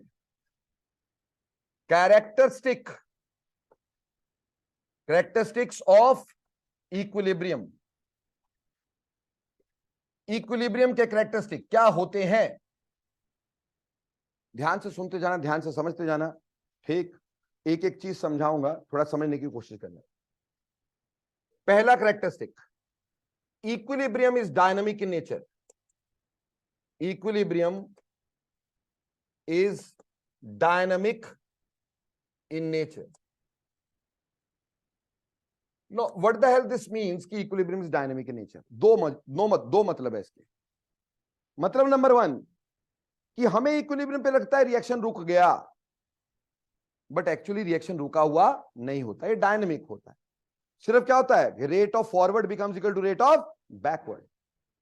हमें देखने में लगता है कि नेट रिएक्शन नहीं हो रहा है, but it is dynamic, reaction is moving, but rate forward और बैकवर्ड की बराबर होने की वजह से नेट चेंज इज 0। तो इसलिए हम इक्विलिब्रियम को डायनेमिक बोलते हैं कि रिएक्शन रुका थोड़ी है, रिएक्शन तो हो रहा है ना। आपको भी मेरा मुंह हिलता नजर आ रहा है, कई लोगों को है ना, समझ नहीं आ रही, पर ऐसा नहीं कि समझ नहीं आ रही, समझ आ रही है, लेकिन पुरानी वाली जा रही है। ठीक, वो इक्वल रेट है इसलिए फर्क नहीं पता चल रहा। तो कहने का मतलब क्या है, equilibrium is dynamic in nature, मतलब क्या होता है कि दो अपोजिंग प्रोसेस का रेट सेम हो जाता है, इक्विलिब्रियम पे रिएक्शन रुकता नहीं। दूसरी बात, डायनेमिसिटी इसलिए भी है कि अगर आप इक्विलिब्रियम को डिस्टर्ब करते हो तो जनरली इक्विलिब्रियम अपने आप को क्या कर देता है, रीगेन कर देता है। अनस्टेबल इक्विलिब्रियम वैसे इक्विलिब्रियम नहीं होता एक तरह से। ठीक, वो तो जस्ट एक सैचुरेशन पॉइंट कह लो। ठीक, otherwise generally 99.9% equilibrium regains itself. तो दैट इज डायनेमिसिटी, कि अगर आप इक्विलिब्रियम को एक जगह से हटाओगे दूसरी जगह आ जाएगा, पर आएगा जरूर। समझ में आई बात। तो equilibrium is dynamic in nature in two senses. Sense number 1 कि at equilibrium reaction does not stop, though it seems to be stop, but it is not stop. It is rate of forward is equal to rate of backward, तो net reaction is 0। दूसरी बात, equilibrium establish itself, if you disturb it it will come back again, it's like karma, it will come back। ठीक, तो कहने का मतलब equilibrium is dynamic in nature. बोलो पहली बात क्लियर हो गई। दूसरा वेरी इंपॉर्टेंट, पहले इसी को थोड़ा समझ ले कि मैंने आपको बोला equilibrium is dynamic in nature, तो हमारे पास आ जाएगा rate of forward direction is equal to rate of backward direction. अब इस पे हमारे को ना कंपटीशन में क्वेश्चन दे दिया, बेटा please do see this question, very important. हमारे को बोला in which of the following graph, which of the following graph equilibrium is established equilibrium can be had after time T. आपको बोला इनमें से कौन से ग्राफ में इक्विलिब्रियम आफ्टर टाइम टी आएगा। ग्राफ नंबर 1 देखेंगे बेटा। ये ग्राफ जो है वो रेट ऑफ रिएक्शन में और टाइम में दिया गया है। किसमें दिया गया है? रेट ऑफ रिएक्शन और टाइम में दिया गया है। जरा पहले इसकी कॉपी कर ले, 3-4 जगह चाहिए होगा मेरे को। ओए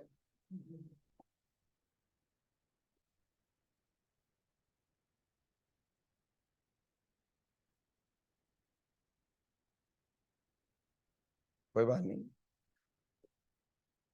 कॉपी करने में मैं भी उस्ताद हूं।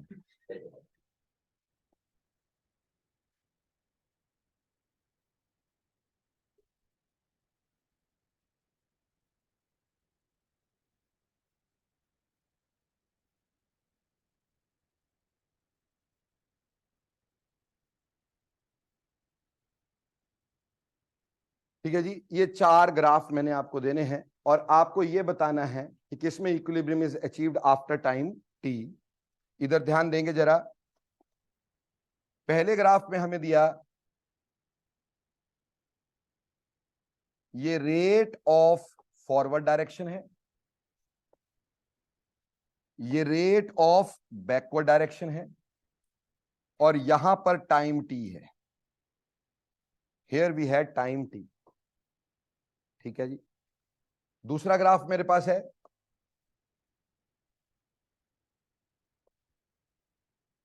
ये रेट ऑफ फॉरवर्ड डायरेक्शन है, ये रेट ऑफ बैकवर्ड डायरेक्शन है, ये टाइम टी है।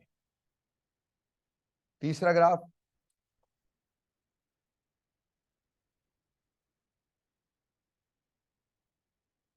ठीक, ये रेट ऑफ फॉरवर्ड डायरेक्शन है और ये रेट ऑफ बैकवर्ड डायरेक्शन है और ये टाइम टी है। ठीक है जी। और चौथा ग्राफ कुछ कुछ ऐसे ही दे देते चलो। ये रेट ऑफ फॉरवर्ड डायरेक्शन है, ये रेट ऑफ बैकवर्ड डायरेक्शन है, ये टाइम टी है। अब हमसे पूछा है कि अगर ये ए है और ये बोल दिया कि ये बी ग्राफ है,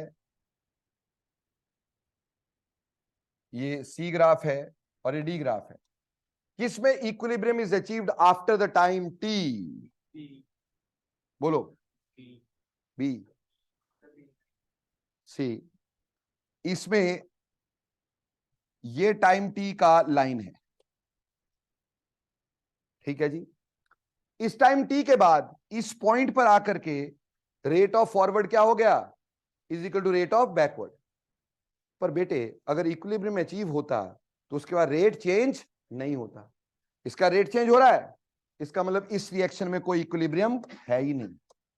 there is no equilibrium in this reaction. Got it? क्योंकि रेट चेंज हो रहा है, रेट चेंज नहीं होना चाहिए था। इस पर्टिकुलर में देखें तो हमारे पास रेट ऑफ फॉरवर्ड और बैकवर्ड इस पॉइंट पे सेम भी हो गया, उसके बाद कांस्टेंट भी रहा, इक्विलिब्रियम तो आया, पर बिफोर टाइम टी। हमें तो आफ्टर टाइम टी पूछा था, तो यहां पे बिफोर टाइम टी हो गया। यहां पे हमारा लाइन ये है भाई, मान लो ये इस पे आ गया है ना, ये हमारी टाइम, ठीक है, बराबर हो गया, लेकिन उसके बाद भी तो चेंज हो रहा है, चेंज हो रहा है तो नो इक्विलिब्रियम। इस केस में हमारे पास ये टाइम टी है, उसके बाद ये दोनों बराबर हो गए, rate of forward and backward, और इसी स्पीड पे चलते चले जा रहे हैं। तो इसका मतलब क्या हो गया? Equilibrium is attend after the time T. इसलिए इस क्वेश्चन का आंसर क्या आ गया? डी। यहां पे एक बात समझ लेना कि रेट बराबर होने जरूरी है और बराबर होने के बाद कांस्टेंट होने भी जरूरी है। अगर वो चेंज होते जा रहे हैं तब तो बेटा इक्विलिब्रियम आया ही नहीं। इक्विलिब्रियम तो जब आता है जब rate of forward becomes equal to rate of backward, और दोनों सेम चलना शुरू हो जाते, जितना आगे उतना पीछे। ठीक, तो बेटे समझ में आया ग्राफिकल क्वेश्चन? कोई दिक्कत? अगला देखना, very very important, very very very important, number 2। देखो बेटा, at equilibrium every measurable property becomes constant. क्या बोला? At equilibrium, at equilibrium every measurable property, measurable property becomes constant. Equilibrium पे जो भी मेजरेबल प्रॉपर्टी होगी वो कांस्टेंट हो जाएगी। एट इक्विलिब्रियम कोई भी मेजरेबल प्रॉपर्टी, जैसे कंसंट्रेशन, जैसे प्रेशर, जैसे वॉल्यूम, टेम्परेचर, ये सब क्या हो जाएंगी? कांस्टेंट। ठीक, तो at equilibrium every measurable property becomes constant. Clear हो रहा है मेरी बात? तो चलो फिर इस पे भी क्वेश्चन, अगेन से क्वेश्चन वही है। हमसे बोला गया, in which of the following, in which of the following equilibrium is achieved, equilibrium is achieved after time t। ठीक है जी, फिर से वही,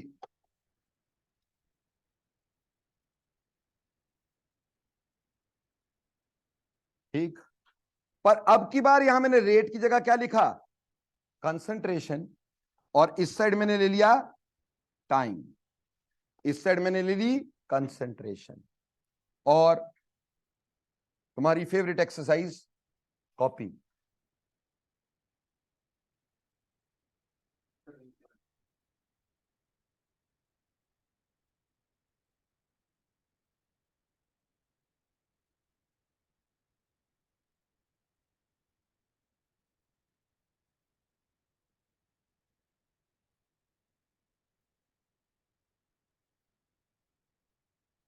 देखिए बेटा जी, पहला ग्राफ हमारे पास है, ठीक है जी, फर्स्ट ग्राफ हमें दे दिया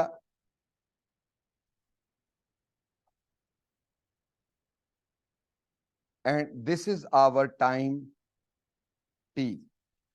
क्लियर? दूसरा ग्राफ, ठीक बेटा, ये रिएक्टेंट की कंसंट्रेशन थी और ये प्रोडक्ट्स की कंसंट्रेशन थी। यहां पे ये रिएक्टेंट, ये product, and this is time T.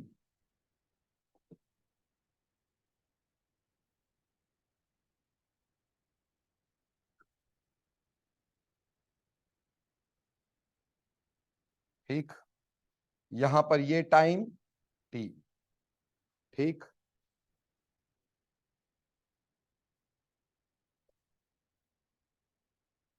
ठीक, ये रिएक्टेंट है, ये प्रोडक्ट है, ये भी रिएक्टेंट है, ये प्रोडक्ट है, और ये टाइम टी है।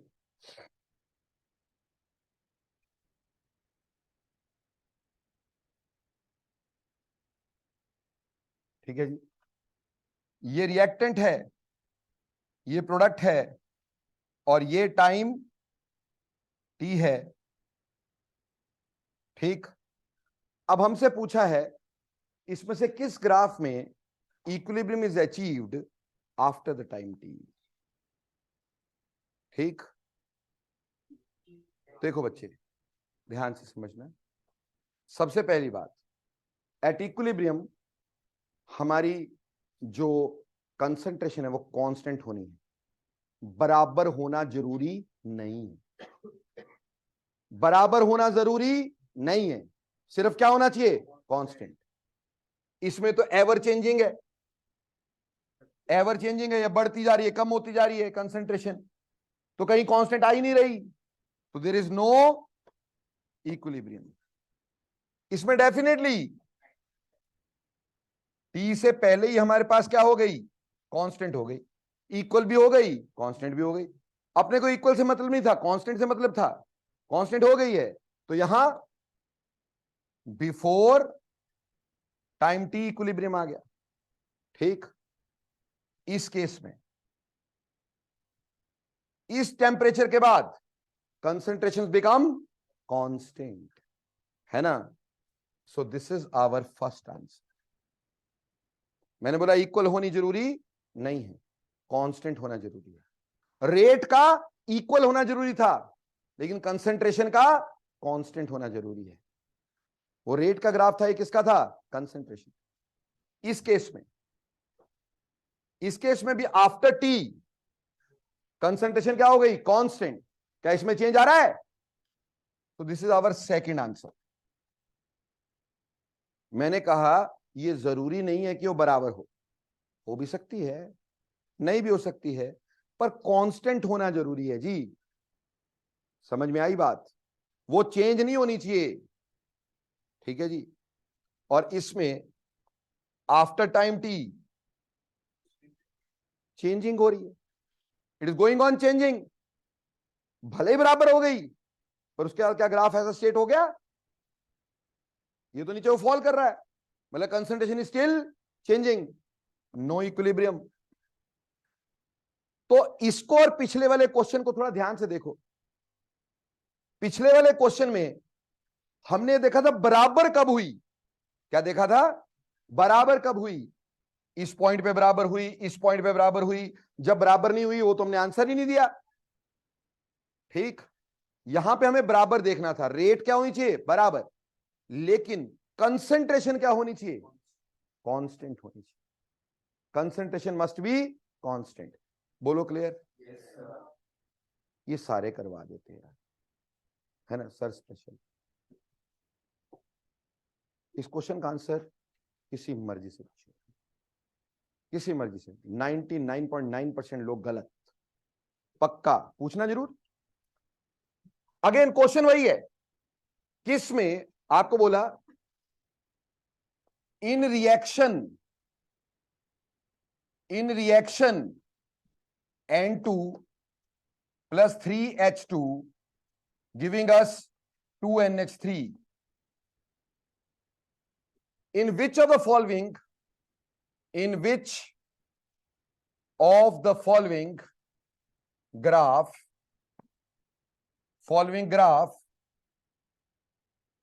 equilibrium is achieved after time T, या यहां पे टाइम नहीं भी दिया होता, बोलते किसमें इक्विलिब्रियम अचीव हुआ, बस टाइम कैसी की तैसी, किसमें इक्विलिब्रियम अचीव हो गया, किसी भी टाइम पे होता हो। ठीक, तो हमने यहां पे कुछ ग्राफ आपको दे दिए। एक तो इसमें ना वो वाली है नहीं जिससे स्ट्रेट लाइंस बनती हैं, तो मेरे वाले में इसमें नहीं है, उसमें नहीं है यार, I know very well. Copy नहीं होता उससे।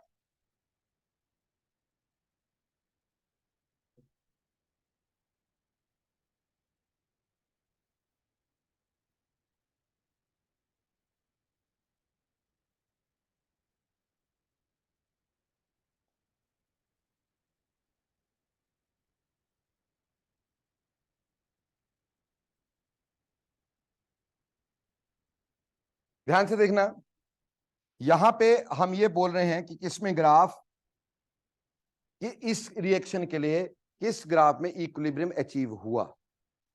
ठीक, इस साइड मैंने लिया कॉन्सेंट्रेशन और इस साइड मैंने लिया टाइम, इजंट इट, जिसे पहले लिया था। पहला ग्राफ है मेरे पास, ये है N2, ये है H2। ठीक,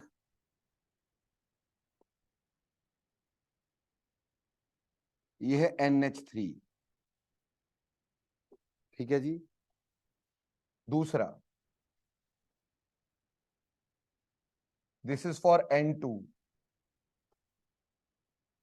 this is for H2,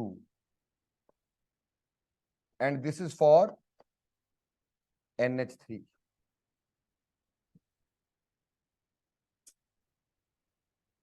This is N2, this is NH3, and this is H2.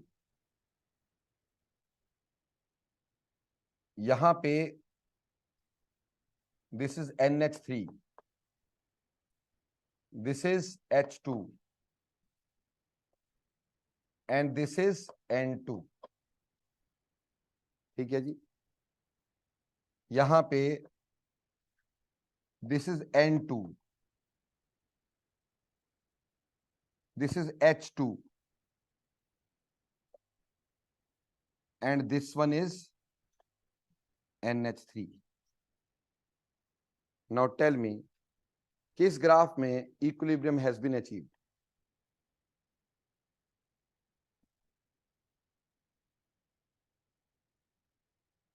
Question ले जाओ, किसी मर्जी से पूछ।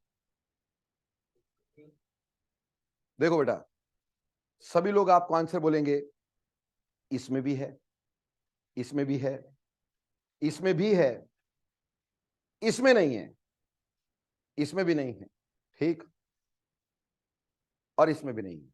अब ध्यान से सुनना मेरी बात, ध्यान से सुनना।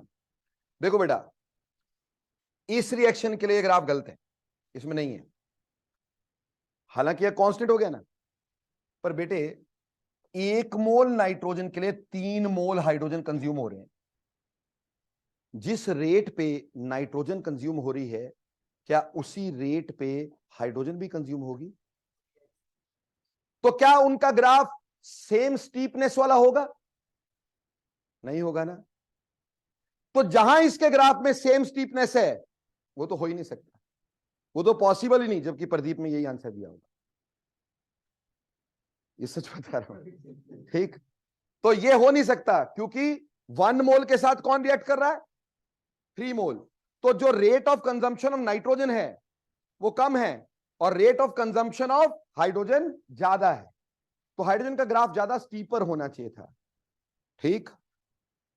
इसमें भी पॉसिबल नहीं, क्योंकि दोनों का ग्राफ सेम स्टीपनेस पे है। ये तो वैसे ही पॉसिबल नहीं, क्यों? इधर एक नाइट्रोजन और दूसरा अमोनिया, नाइट्रोजन भी कम हो रहा है, अमोनिया भी कम हो रहा है, जबकि नाइट्रोजन कम होगा तो अमोनिया बढ़ेगा ना, है ना। ये तो वैसे ही पॉसिबल नहीं था, ये तो पॉसिबल था ही नहीं ना, क्योंकि अगर ये कंज्यूम हो रहा है तो ये बन रहा है ना यार, अगर ये कम होगा तो ये बढ़ेगा ना। ऐसा थोड़ी होगा कि ये भी कम हो रहा है, ये भी कम हो रहा है, रिएक्टेंट प्रोडक्ट दोनों ही कम हो रहे हैं। पॉसिबल है क्या? सिमिलरली ये भी पॉसिबल नहीं, क्योंकि यहां अमोनिया और हाइड्रोजन, यानी ये भी कम हो रहा है, ये भी कम हो रहा है, ऐसे थोड़ी होता है। रिएक्टेंट्स कम होंगे, प्रोडक्ट्स बढ़ेंगे, ठीक, ये श्योर है। तो ये हो नहीं सकता। तो आंसर क्या था हमारे पास? और अगर कोई इसको बता जाएगा जो बोलोगे, ठीक, रीजन क्या?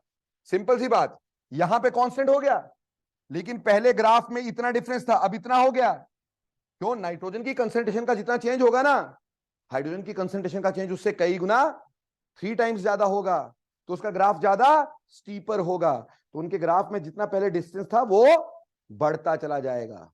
समझ में आई बात? पर अगर मैं इस क्वेश्चन को चेंज कर देता, बोल देता क्वेश्चन है H2 plus I2 giving us 2HI। अब 1 मोल के लिए 1 मोल जाता, तो ऐसे गैस में ऐसा ग्राफ होना चाहिए था, स्टीपनेस सेम, या फिर ऐसा भी हो सकता था, क्योंकि प्रोडक्ट कम हो ज्यादा हो इससे कोई मतलब नहीं है। प्रोडक्ट दोनों के बीच में हो, ज्यादा हो कम हो, उससे कोई मतलब नहीं था, कांस्टेंट होना चाहिए था, ठीक। और अगर 1:1 है तो दोनों की स्टीपनेस सेम होनी चाहिए थी। अगर इसके लिए बनाओगे तो दोनों की स्टीपनेस सेम होनी चाहिए, लेकिन जब रेशियोज अलग अलग हैं, स्टोइकियोमेट्रिक कोएफिशिएंट अलग अलग हैं, तो इनकी स्टीपनेस सेम नहीं होगी बच्चों। तो these graph may be correct when ratio of reactants is 1:1. ठीक, और ये तो ध्यान रखना, प्रोडक्ट हमेशा यहीं से शुरू होना चाहिए। ऐसा ना हो भाई रिएक्टेंट भी कम हो रहा है प्रोडक्ट भी कम हो रहा है, या फिर रिएक्टेंट भी बढ़ रहा है प्रोडक्ट भी बढ़ रहा है, ऐसे थोड़ी होगा। ठीक, अगर रिएक्टेंट कम होगा तो प्रोडक्ट बढ़ेगा, अगर प्रोडक्ट कम होगा तो रिएक्टेंट बढ़ेगा, दोनों ऑपोजिट चलेंगे ना एक दूसरे के। बस ये स्टोइकियोमेट्री सेम हुई तो स्टीपनेस सेम, स्टोइकियोमेट्री अलग अलग हुई तो स्टीपनेस अलग अलग होगी। बेटा बहुत बारीक क्वेश्चन है ये, बोलो क्लियर हो गया ये? कोई डाउट इसमें? पक्का? चलो आगे चलते हैं। तो हमने दूसरा पॉइंट पढ़ा कि एट इक्विलिब्रियम ये ग्राफ कंसंट्रेशन में, प्रेशर में, या वॉल्यूम में, टेम्परेचर में, किसी में भी दिया हो सकता था। आपको कंसंट्रेशन का क्या चाहिए? कांस्टेंट। कोई भी मेजरेबल प्रॉपर्टी जो होनी चाहिए वो कांस्टेंट होनी चाहिए। बोलो क्लियर? अगली बात देखेंगे,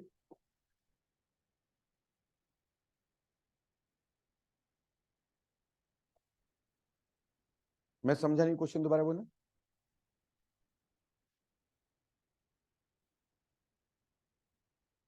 कौन सा बेटा? हाँ, नहीं नहीं, बिल्कुल भी नहीं। वो तो ये है कि जितना ये कंज्यूम हो रहा है उतना ही ये कंज्यूम हो रहा है, ठीक है ना। और हम यहां पे कंसंट्रेशन का चेंज ले रहे हैं। समझ में आई बेटा बात? क्लियर? और वो तो एच आई तो बढ़ता जाएगा और H2 और I2 कम होता जाएगा, पर जितना जितना H2 या यूज हुआ उतना I2 यूज हुआ, तो जितना डिफरेंस पहले था लास्ट तक उतना ही डिफरेंस मेंटेन रहेगा, क्योंकि जितना H यूज हो रहा है उतना ही I यूज हो रहा है। बट यहां पे क्या था कि जितना नाइट्रोजन यूज हुआ हाइड्रोजन से ट्रिपल यूज हुआ, इस वजह से स्टीपनेस इज नॉट सेम। बोलो क्लियर? Got this? चलो अगली कैरेक्टरिस्टिक्स नेक्स्ट क्लास में करवाता हूं तुम्हारे को मैं। ठीक, दो कैरेक्टरिस्टिक्स करवाई, वेरी इंपॉर्टेंट वन। ठीक, तो अभी ध्यान से देख लो व्हाट यू हैव डन। आज आपने मेरे साथ किया कि इक्विलिब्रियम क्या होता है, समझ में आया इक्विलिब्रियम क्या होता है? मैकेनिकल इक्विलिब्रियम किसको बोलते हैं? Static mechanical equilibrium and dynamic mechanical equilibrium, then thermodynamic equilibrium, physical और chemical equilibrium, thermal equilibrium, then you studied stable equilibrium, unstable equilibrium, metastable equilibrium, then you studied physical equilibrium, solid liquid equilibrium, rate of melting is equal to rate of freezing, then liquid gas equilibrium, rate of evaporation is equal to rate of condensation, then solid solution equilibrium, rate of dissolution is equal to rate of precipitation, then gas solution equilibrium, rate of dissolution is equal to rate of evolution. Henry's law, mass of gas dissolved is directly proportional to the pressure of gas above the solution. Why soda water bottle fizzes out when it is opened? Characteristic of equilibrium दो किए. Number one, equilibrium is dynamic in nature. That means rate of forward is equal to rate of backward, as well as equilibrium is self, you can say self adjusting phenomena, अपने आप को regain कर सकता है, वो भी डायनामिसिटी होती है। ठीक, और at equilibrium every measurable property becomes constant, may it be pressure, may it be concentration, may it be volume, may it be colour change, any measurable property जिसको हम मेजर कर सकते हैं वो कांस्टेंट हो जाती है। तो आज इतना ही, रेस्ट नेक्स्ट, थैंक्स लॉट।